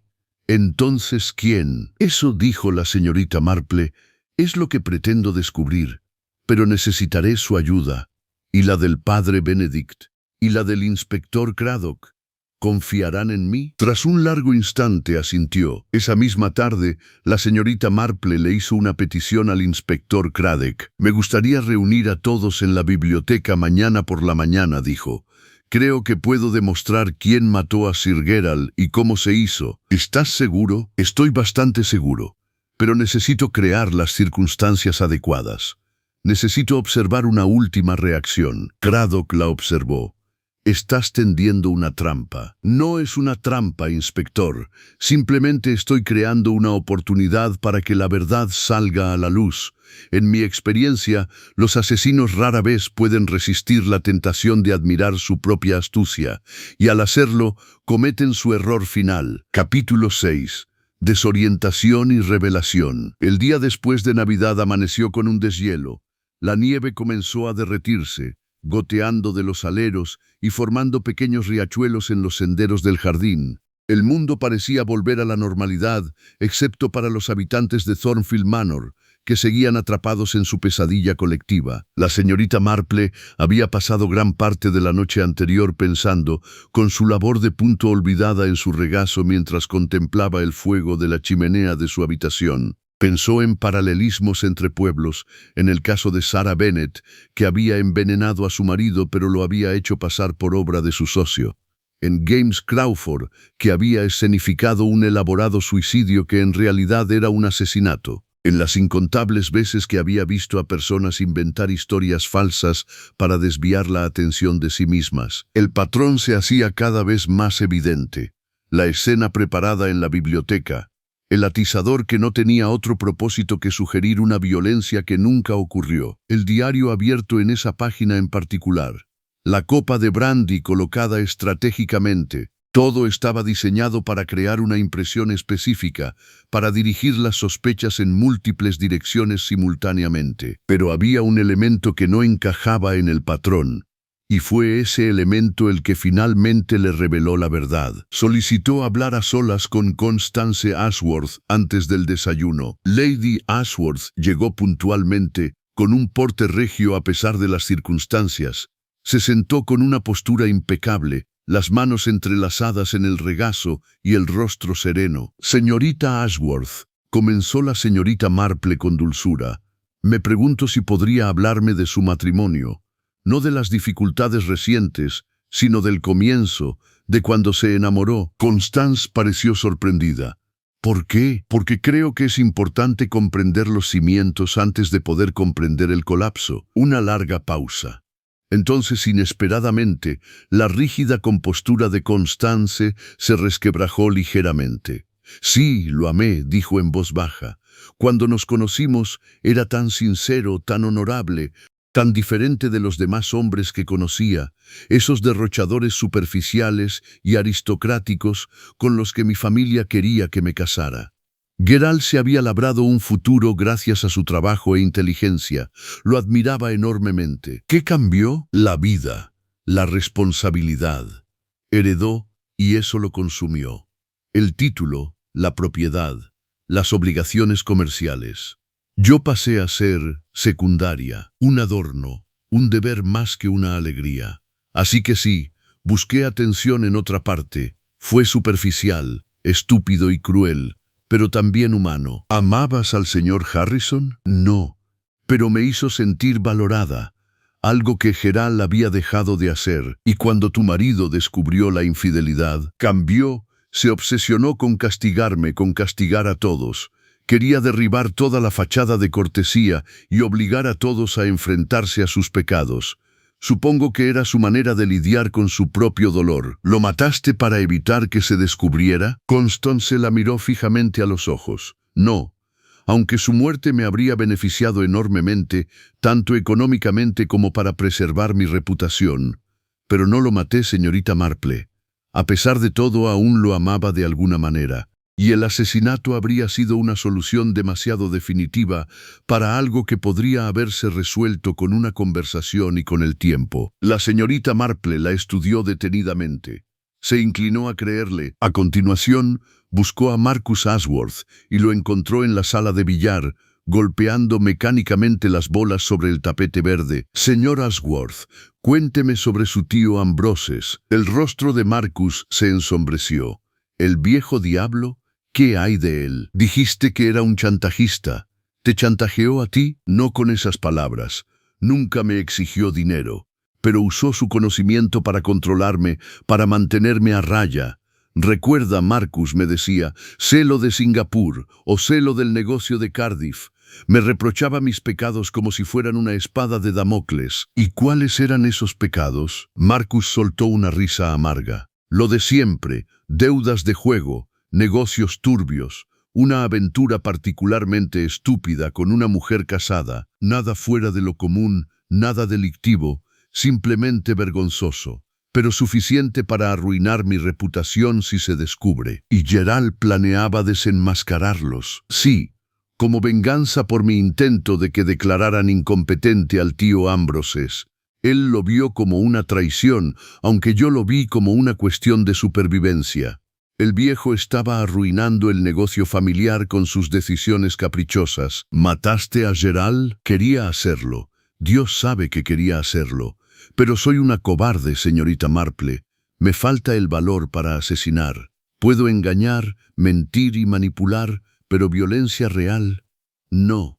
Eso requiere una oscuridad diferente a la que poseo. Una vez más, la señorita Marple se encontró creyendo en él. Marcus era débil y corrupto, pero también, como él mismo decía, un cobarde. Envenenar requería una determinación implacable que ella no veía en él. Esa tarde, el inspector Craddock recibió el último análisis de laboratorio que estaba esperando. Las huellas dactilares sin identificar en el atizador, le dijo a la señorita Marple, pertenecen a Diana Hartley. ¿Ah? Dijo la señorita Marple en voz baja. Sí, pensé que podrían hacerlo, así que estaba en la biblioteca. Mintió diciendo que no había ido a visitarnos después de cenar. O bien, dijo la señorita Marple, alguien quería que pensáramos que estaba en la biblioteca. Inspector, ¿había algo más distintivo en esas huellas dactilares? ¿Cómo? Eran las huellas dactilares de alguien que sujetaba el atizador como se sujeta para usarlo, o estaban colocadas de forma diferente. Craddock consultó sus notas. El examinador observa que la posición era inusual, como si el atizador se hubiera sujetado horizontalmente, no verticalmente, no con un agarre adecuado para golpear a alguien. Exactamente. Ahora bien, ¿y si alguien tomó la mano de la señora Hartley y la colocó deliberadamente sobre el atizador? ¿Y si el atizador nunca tuvo la intención de ser un arma, sino simplemente una forma de dejar sus huellas dactilares en la biblioteca? Craddock la miró fijamente. Pero eso requeriría que la señora Hartley estuviera inconsciente o fuera cómplice. ¿Y por qué iba a ser cómplice al crear pruebas falsas en su contra? A menos que no supiera que lo estaba haciendo, a menos que lo hiciera mientras dormía o en algún otro estado de conciencia reducida. ¿Estás sugiriendo que el asesino manipuló las pruebas contra otra persona? Sugiero, dijo la señorita Marple, que todo este caso ha girado en torno a la distracción desde el principio. El diario abierto en esa página, el atizador en el suelo, la copa de brandy colocada de esa manera, todo diseñado para crear una narrativa particular, que Gerald estaba leyendo el diario de su tío cuando fue envenenado, que varias personas tenían motivos y oportunidad, que el asesinato ocurrió en la biblioteca. Pero si ocurrió en la biblioteca, ¿fue así? ¿O alguien quería que lo creyéramos? Inspector, creo que la última prueba que necesitamos es un examen minucioso de la posición del cuerpo. ¿Puede su médico forense determinar si Sir Gerald murió en esa silla o si fue trasladado allí después de su muerte? Craddock tomó notas. Solicitaré un examen más detallado. Pero, señorita Marple, si tiene razón sobre esta distracción, ¿quién lo mató realmente? ¿Y por qué se esforzaron tanto en confundir la investigación? Tengo una teoría, dijo, pero prefiero ponerla a prueba mañana, cuando nos reunamos todos en la biblioteca. Necesitaré que me ayudes con algo. Ella le dijo lo que necesitaba. Él arqueó las cejas. Eso es bastante dramático. El asesinato, dijo la señorita Marple, siempre es dramático. Simplemente nos aseguramos de que el drama llegue a su conclusión adecuada. Esa noche, después de una cena en la que nadie parecía capaz de conversar, la señorita Marple se encontró sola una vez más en el invernadero. El padre Benedict se unió a ella, tal como ella esperaba. «Lo has resuelto», dijo. «Creo que sí, aunque no me complace la solución. El asesinato jamás debería producir placer. Pero la verdad, incluso la verdad dolorosa, sirve a un propósito superior. Padre, no estoy seguro de los propósitos superiores, pero sí estoy seguro de la naturaleza humana. En mi experiencia, las personas son sorprendentemente consistentes. Nos contamos historias sobre quiénes somos y de qué somos capaces. Y a veces esas historias nos permiten hacer cosas terribles mientras mantenemos nuestra autoimagen de buenas personas, como la parábola del fariseo y el publicano. Exactamente. El fariseo da gracias a Dios por no ser como los demás hombres, pecadores, corruptos y deshonestos. Sin embargo, está ciego a su propio orgullo y a su propia rectitud. Todos somos capaces de esa ceguera. ¿Sabes quién mató a Sir Gerald? Sí, confesarán, tal vez. Si se les confronta adecuadamente, si se les muestra la imposibilidad de escapar, Pero, más importante aún, si se les muestra cómo su propia astucia los ha atrapado, y si no confiesan, la señorita Marple sonrió levemente. Entonces el inspector Craddock tendrá que basarse en las pruebas en lugar de en la confesión. Pero creo que habrá una confesión. Creo que el asesino quiere confesar, quiere ser atrapado. De lo contrario, ¿por qué montar una escena tan elaborada? ¿Por qué dejar tantas pistas? ¿Por qué crear una distracción tan obvia? ¿Culpa? Posiblemente. O tal vez simplemente la necesidad humana de ser comprendido, de que se reconozcan las propias acciones, incluso si son delictivas. Observó el jardín que se oscurecía, donde la nieve derretida había dejado al descubierto parches de hierba invernal y tierra desnuda. Mañana, dijo, sabremos la verdad. Y quizás esta casa pueda empezar a sanar. Capítulo 7. La tormenta que se avecina. La biblioteca de Thornfield Manor había sido abierta para la reunión del inspector Craddock la mañana del 27 de diciembre. La habitación lucía exactamente igual que cuando la señorita Marple descubrió el cuerpo de Gerald Ashworth. El escritorio, la silla, la chimenea con sus utensilios perfectamente dispuestos. Solo faltaba el cuerpo, que había sido trasladado a la morgue para su examen. La familia se reunió con distintos grados de reticencia. Constance Ashworth permanecía sentada con su habitual compostura rígida. Marcus Ashworth se mostraba beligerante y a la defensiva. Verónica se posaba en el borde de su silla como un pájaro a punto de alzar el vuelo. La señora Palmer parecía enferma, sostenida por Emily y Richard Trent. El doctor y la señora Hartley estaban sentados juntos, pero con una distancia considerable entre ellos. El padre Benedict permanecía de pie cerca de la ventana, con el rostro serio y atento. El inspector Craddock permanecía junto al escritorio, con expresión profesionalmente neutra. La señorita Marple se había acomodado en una silla de la esquina, con su labor de punto en el regazo, aparentemente absorta en su trabajo, pero no se le escapaba ningún detalle. «Les he pedido a todos que se reúnan aquí», comenzó Craddock, «porque aquí es donde murió Sir Gerald, o mejor dicho, donde se encontró su cuerpo. Hay una distinción importante». «¿Qué distinción?», preguntó Marcus. «Murió en esa silla por envenenamiento con cianuro. Tú mismo lo dijiste». «Dije que murió por envenenamiento con cianuro».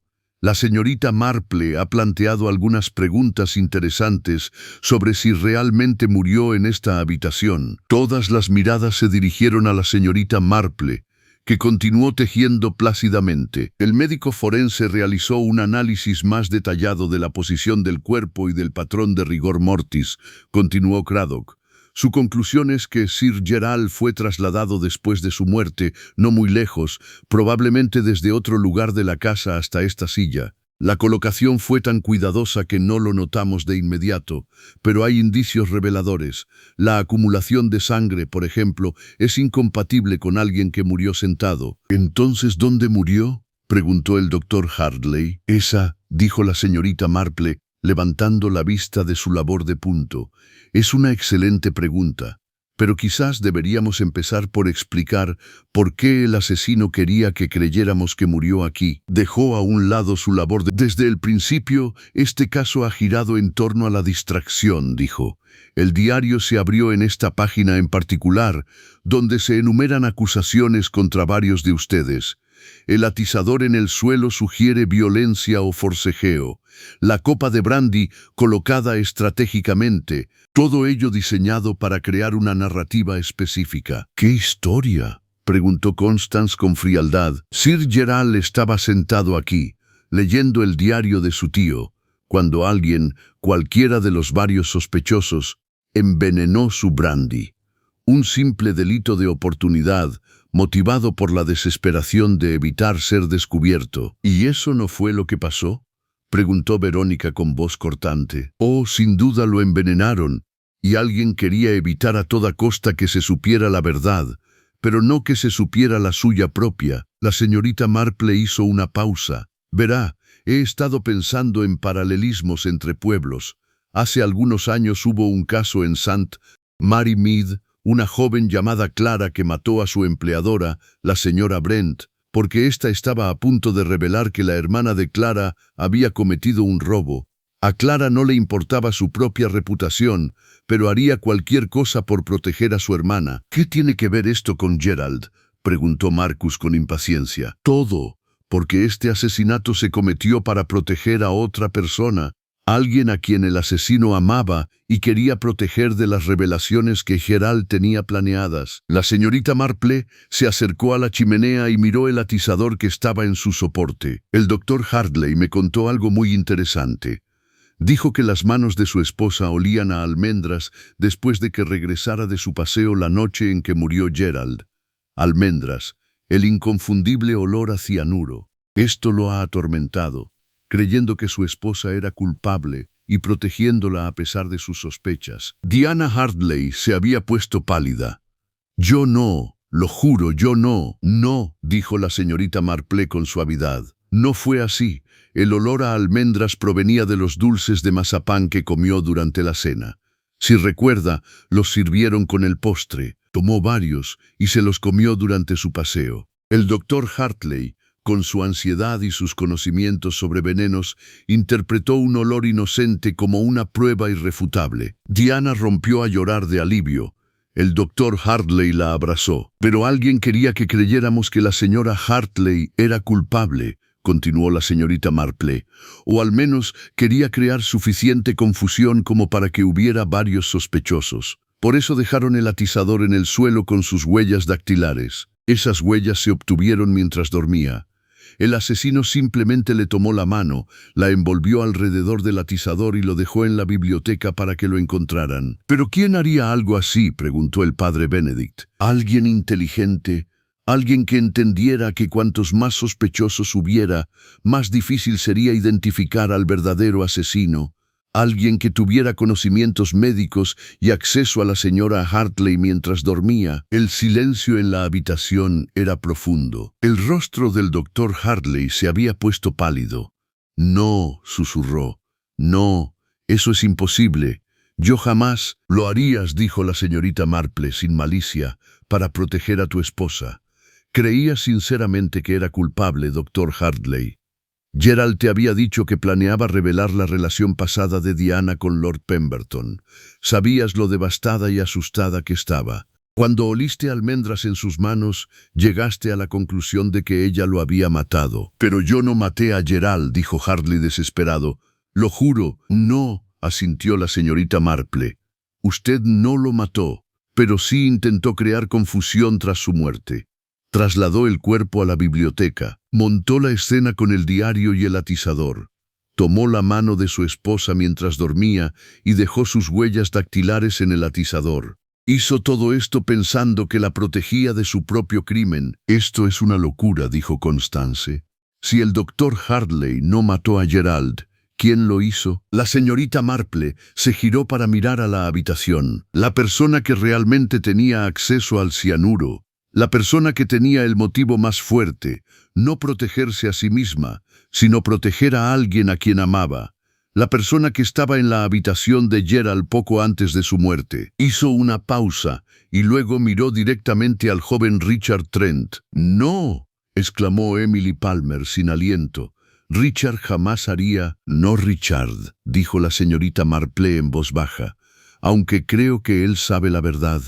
¿No le parece, señor Trent?». El rostro del joven estaba pálido. «Yo no puedo». «No tienes por qué hacerlo», dijo otra voz. La señora Palmer se levantó lentamente de su silla, su rostro transformándose de debilidad a una extraña calma. «Fui yo. Yo envenené a Gerald Ashworth». La sala estalló en exclamaciones de asombro. Emily rompió a llorar. La señora Palmer levantó la mano pidiendo silencio. «Debes entender», dijo, con voz firme ahora, fortalecida por la confesión. «Iba a decirle a Emily que era ilegítima, que yo había sido la amante de Lord Pemberton, que a mi marido le habían pagado para que se casara conmigo y le diera un apellido. La vida entera de Emily se habría arruinado.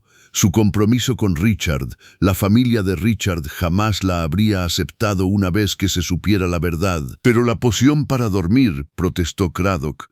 «Dijiste que tomaste una poción para dormir». «Mentí, o mejor dicho, lo hice después de matar a Gerald». Necesitaba una coartada, una razón para haber estado inconsciente durante las horas críticas. Pero antes de eso, fui a su habitación, no a la biblioteca, sino a su habitación. Mientras todos cenaban, sabía que siempre tomaba un vaso de leche tibia antes de acostarse. Era muy constante en sus hábitos. Le llevé la leche yo misma, le dije que quería disculparme, rogarle que no revelara la paternidad de Emily. Fue amable, dijo que lo entendía, pero que la verdad era más importante que la amabilidad. Su voz se endureció. La verdad es más importante que la bondad, más importante que la felicidad de mi hija, su futuro, su vida. Así que le añadí cianuro a la leche, cianuro que había conseguido meses atrás, cuando mi marido se estaba muriendo de cáncer y pensé que tal vez tendría que acabar con su sufrimiento. Gerald se la bebió mientras hablábamos, murió muy rápido. ¿Y luego?, preguntó la señorita Marple con dulzura. Entré en pánico. Limpié el vaso de leche y lo escondí en mi habitación. Regresé a mi cuarto e intenté pensar qué hacer. Horas después, me desperté con un alboroto. El doctor Hartley había trasladado el cuerpo de Gerald a la biblioteca y había preparado la escena con el diario. Me di cuenta de que había creado una confusión perfecta de sospechosos.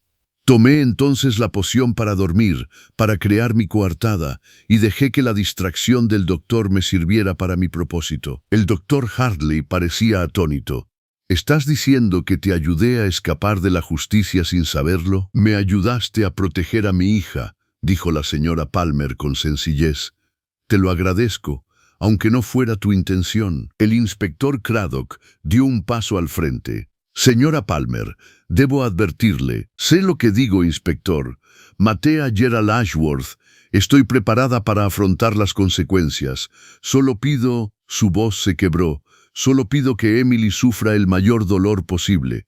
Este es mi crimen, mi pecado. Ella es inocente de todo, excepto de haber nacido de una madre insensata. Emily corrió hacia su madre, sollozando. Richard Trent se quedó paralizado, con el rostro reflejando una profunda tristeza.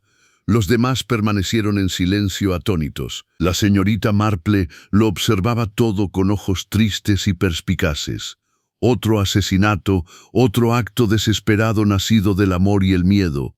Otro patrón que ya había visto antes en una docena de pueblos bajo 100 formas diferentes. ¿Cómo lo supiste?, preguntó Constance en voz baja a la señorita Marple. Varias cosas, respondió la señorita Marple. El cuidado con el que estaba puesta en escena sugería conocimientos médicos, lo que apuntaba al doctor Hartley. Pero sus acciones eran las de un hombre que intentaba proteger a otra persona, no a sí mismo. La confusión que creó era demasiado elaborada, demasiado astuta para un hombre culpable. Los culpables suelen querer simplificar, no complicar. Y luego estaba la propia señora Palmer. Estaba demasiado asustada, demasiado desesperada por las revelaciones que Gerald planeaba. No asustada por sí misma, era mayor, decía que ya no le importaba lo que la gente pensara de ella. Pero por Emily, por la felicidad de su hija, eso sí que valía la pena matar. Finalmente, estaba el tema del momento. Gerald planeaba hacer sus revelaciones la noche de Nochebuena. Si alguien quería detenerlo, debía actuar antes. La señora Palmer actuó durante la cena cuando tuvo la oportunidad perfecta. La puesta en escena del doctor Hartley tuvo lugar más tarde, cuando Gerald ya había fallecido. El padre Benedict habló con voz suave. Señora Palmer, desea confesarse. Me refiero a una confesión espiritual, antes de que comiencen los trámites legales. La señora Palmer lo miró con gratitud. Sí, padre. Me gustaría mucho. Mientras el padre Benedict se la llevaba, con el inspector Craddock siguiéndola a una distancia prudencial, los demás comenzaron a dispersarse.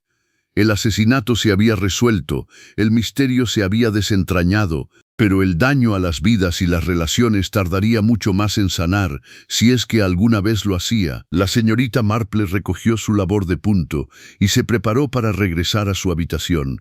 Al día siguiente volvería a St. Mary Mead, a su jardín, a sus rutinas y a la cómoda previsibilidad de la vida en el pueblo, aunque sospechaba que la vida en el pueblo le parecería bastante aburrida después de pasar la Navidad en Thornfield Manor. Capítulo 8. Verdades y consecuencias. Las consecuencias de un asesinato siempre son más complejas que el crimen en sí. La señorita Marple había observado esta verdad a lo largo de décadas e innumerables casos. Las repercusiones se extendían, afectando vidas de maneras tanto evidentes como sutiles, creando nuevos patrones de dolor y culpa y, ocasionalmente, redención. 2 días después de la confesión de la señora Palmer, mientras se hacían los preparativos para su traslado a las autoridades de Londres, los habitantes de Thornfield Manor se encontraron enfrentándose a las consecuencias de la verdad y el engaño en todas sus diversas formas. Emily Palmer estaba sentada en el salón con Richard Trent, con los ojos rojos de tanto llorar, pero con la mano firmemente agarrada a la de él. «No me importa», decía Richard con voz firme y decidida. «No me importa tu origen, ni el pasado de tu madre, ni nada de eso. Te amo. Esa es la única verdad que me importa. Pero tu familia, te acepto o me pierdo. Emily, no eres responsable de las circunstancias de tu nacimiento. Y tu madre, lo que hizo estuvo mal, terriblemente mal, pero lo hizo por amor a ti. Eso no justifica el asesinato, pero al menos lo explica». La señorita Marple, al oír esta conversación mientras pasaba junto a la puerta abierta, sintió una leve satisfacción. El amor juvenil podía ser sorprendentemente resistente, pensó, y a veces la siguiente generación tenía más sabiduría que sus mayores sobre lo que realmente importaba. En la biblioteca, el doctor Hartley estaba sentado solo, mirando fijamente la silla donde había muerto su amigo, o mejor dicho, donde habían colocado el cuerpo de su amigo después de que él mismo lo moviera. La señorita Marple lo encontró allí y se acomodó en una silla cercana con su labor de punto. «Todavía no me creo lo que hice», dijo sin preámbulos. «Trasladar un cadáver, manipular pruebas, crear pistas falsas, todo para proteger a Diana de un crimen que no cometió». «Actuaste por amor», dijo la señorita Marple con dulzura. «Fue un acto equivocado e ilegal, pero el impulso era fundamentalmente noble». «¿Lo era? ¿O era arrogancia? ¿Acaso daba por sentado que yo sabía lo que hacía, dando por sentado que Diana era culpable sin siquiera preguntarle? Ambas cosas, tal vez. Los motivos humanos rara vez son puros, doctor Hartley. Somos seres complejos, como dijo el poeta. Amor y arrogancia, protección y presunción, nobleza y necedad, todo mezclado». Permaneció en silencio durante un largo rato. «Diana ha accedido a hablar de su pasado, a contármelo todo. No más secretos, dice, no más esconderse tras representaciones teatrales». «Eso suena como un buen comienzo. ¿Y usted, señorita Marple? ¿Cómo pudo desenmascarar todas las distracciones? ¿Cómo supo que era la señora Palmer y no alguna de las otras?» La señorita Marple sopesó su respuesta con detenimiento. «Supongo que se trata de un patrón de comportamiento. He vivido en St. Mary Mead casi toda mi vida y, durante ese tiempo, he observado que ciertas personas reaccionan ante las crisis de maneras particulares. La señora Palmer me recordó a la señora Carmichael, que vivió en nuestro pueblo hace años.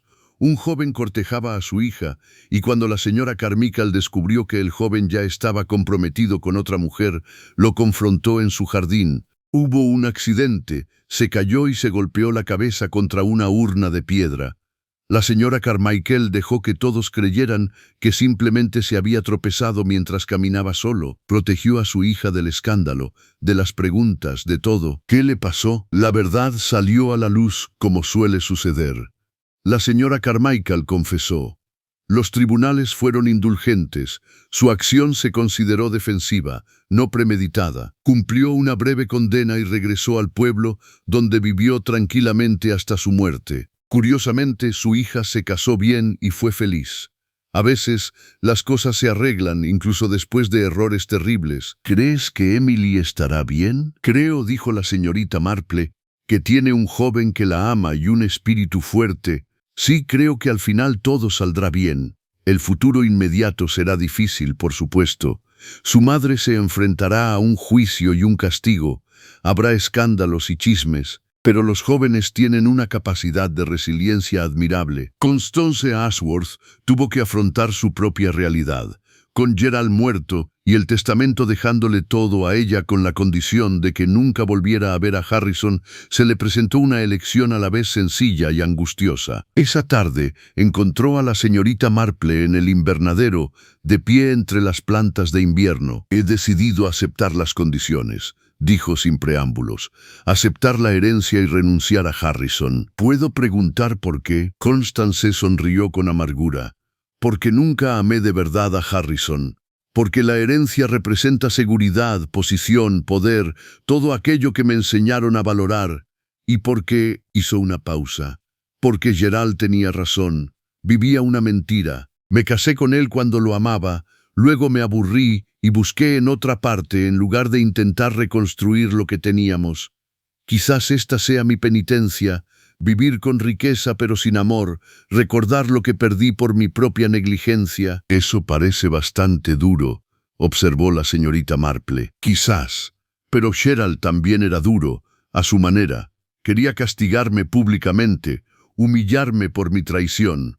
De esta forma, el castigo es privado, duradero y, de alguna manera, más apropiado. Viviré en sus casas, gastaré su dinero, llevaré su apellido y siempre sabré que destruí lo que podría haber sido un buen matrimonio por mi propio egoísmo». «Hay sabiduría en el autoconocimiento», dijo la señorita Marple.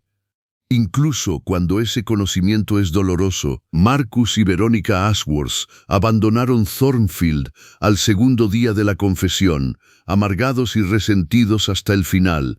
No habían recibido nada del testamento de Gerald ni de su muerte, salvo la satisfacción de ver que sus propios secretos permanecían ocultos.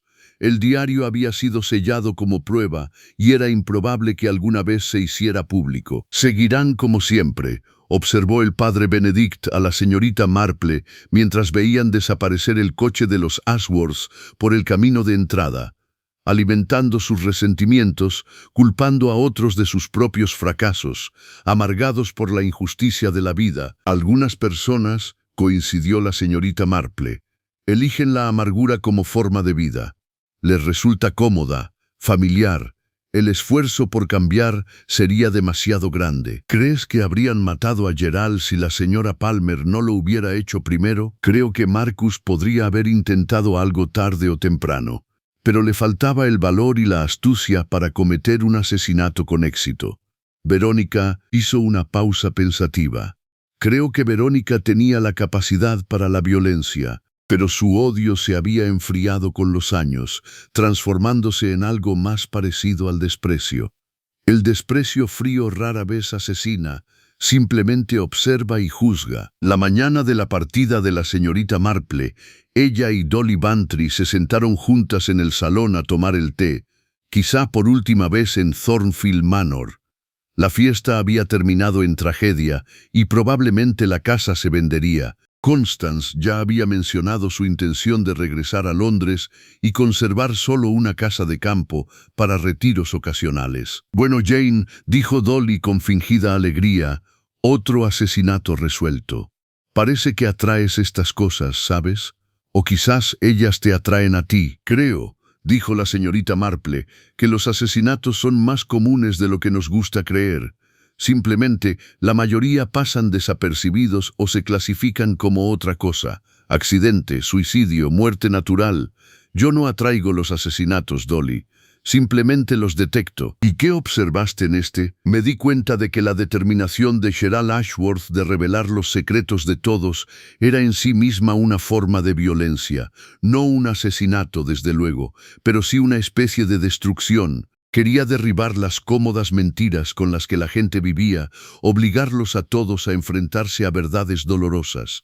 Al hacerlo, creó una situación en la que el asesinato se volvió no solo posible, sino casi inevitable». «¿Estás diciendo que merecía morir?» «Por supuesto que no. Pero lo que digo es que todos tenemos cierta responsabilidad por las situaciones que creamos. Gerald podría haber optado por conversaciones privadas, por reconciliarse en privado, podría haber buscado la reconciliación en lugar del castigo. En cambio, eligió la exposición pública, la humillación, la destrucción de reputaciones. Esa elección tuvo consecuencias. Dolly guardó silencio un momento. ¿Y la señora Palmer? ¿Qué pasará con ella? Será juzgada por asesinato.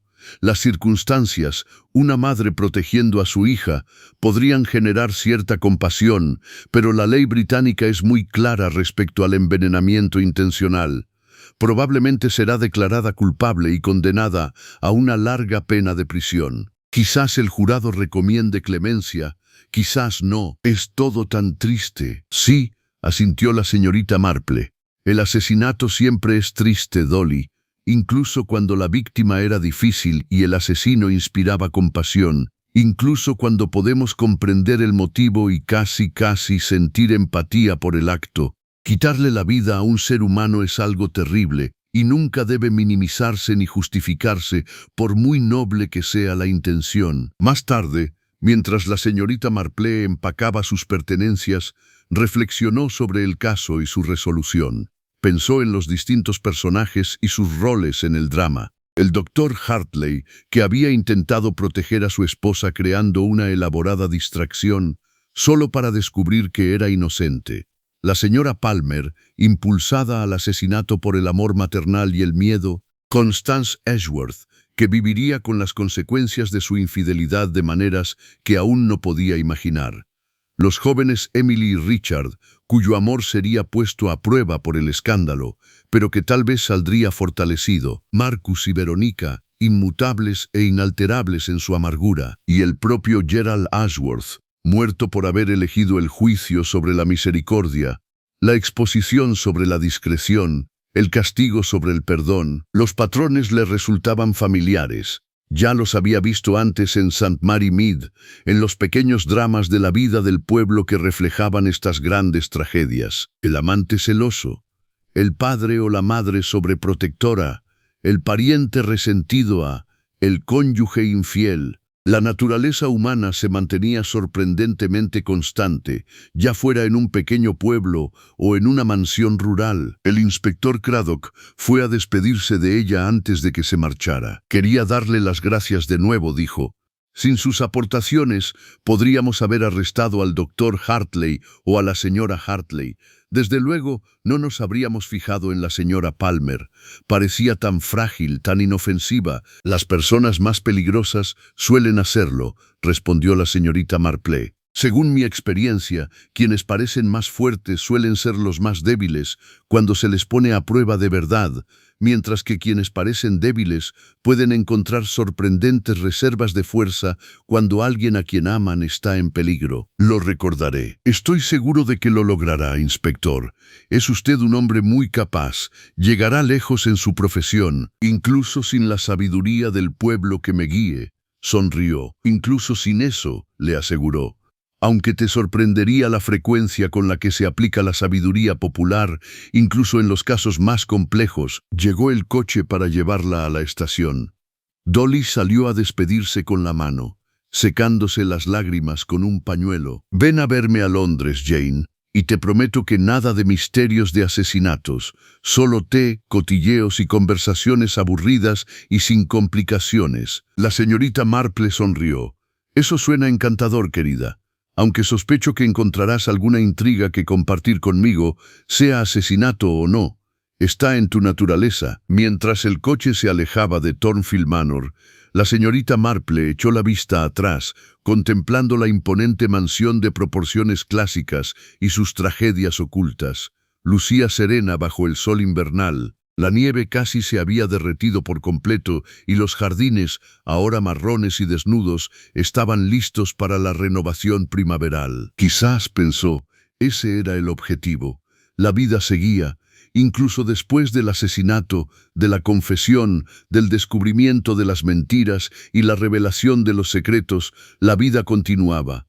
Emily se recuperaría, Richard la apoyaría, Constance viviría con las consecuencias de sus decisiones. El doctor y la señora Hartley reconstruirían su matrimonio sobre bases más sólidas. Y la señora Palmer pagaría por su crimen. Pero quizás al pagarlo encontraría una medida de paz que se le había escapado a lo largo de su vida de engaño y vergüenza. El tren a St. Mary Mead llegó puntual.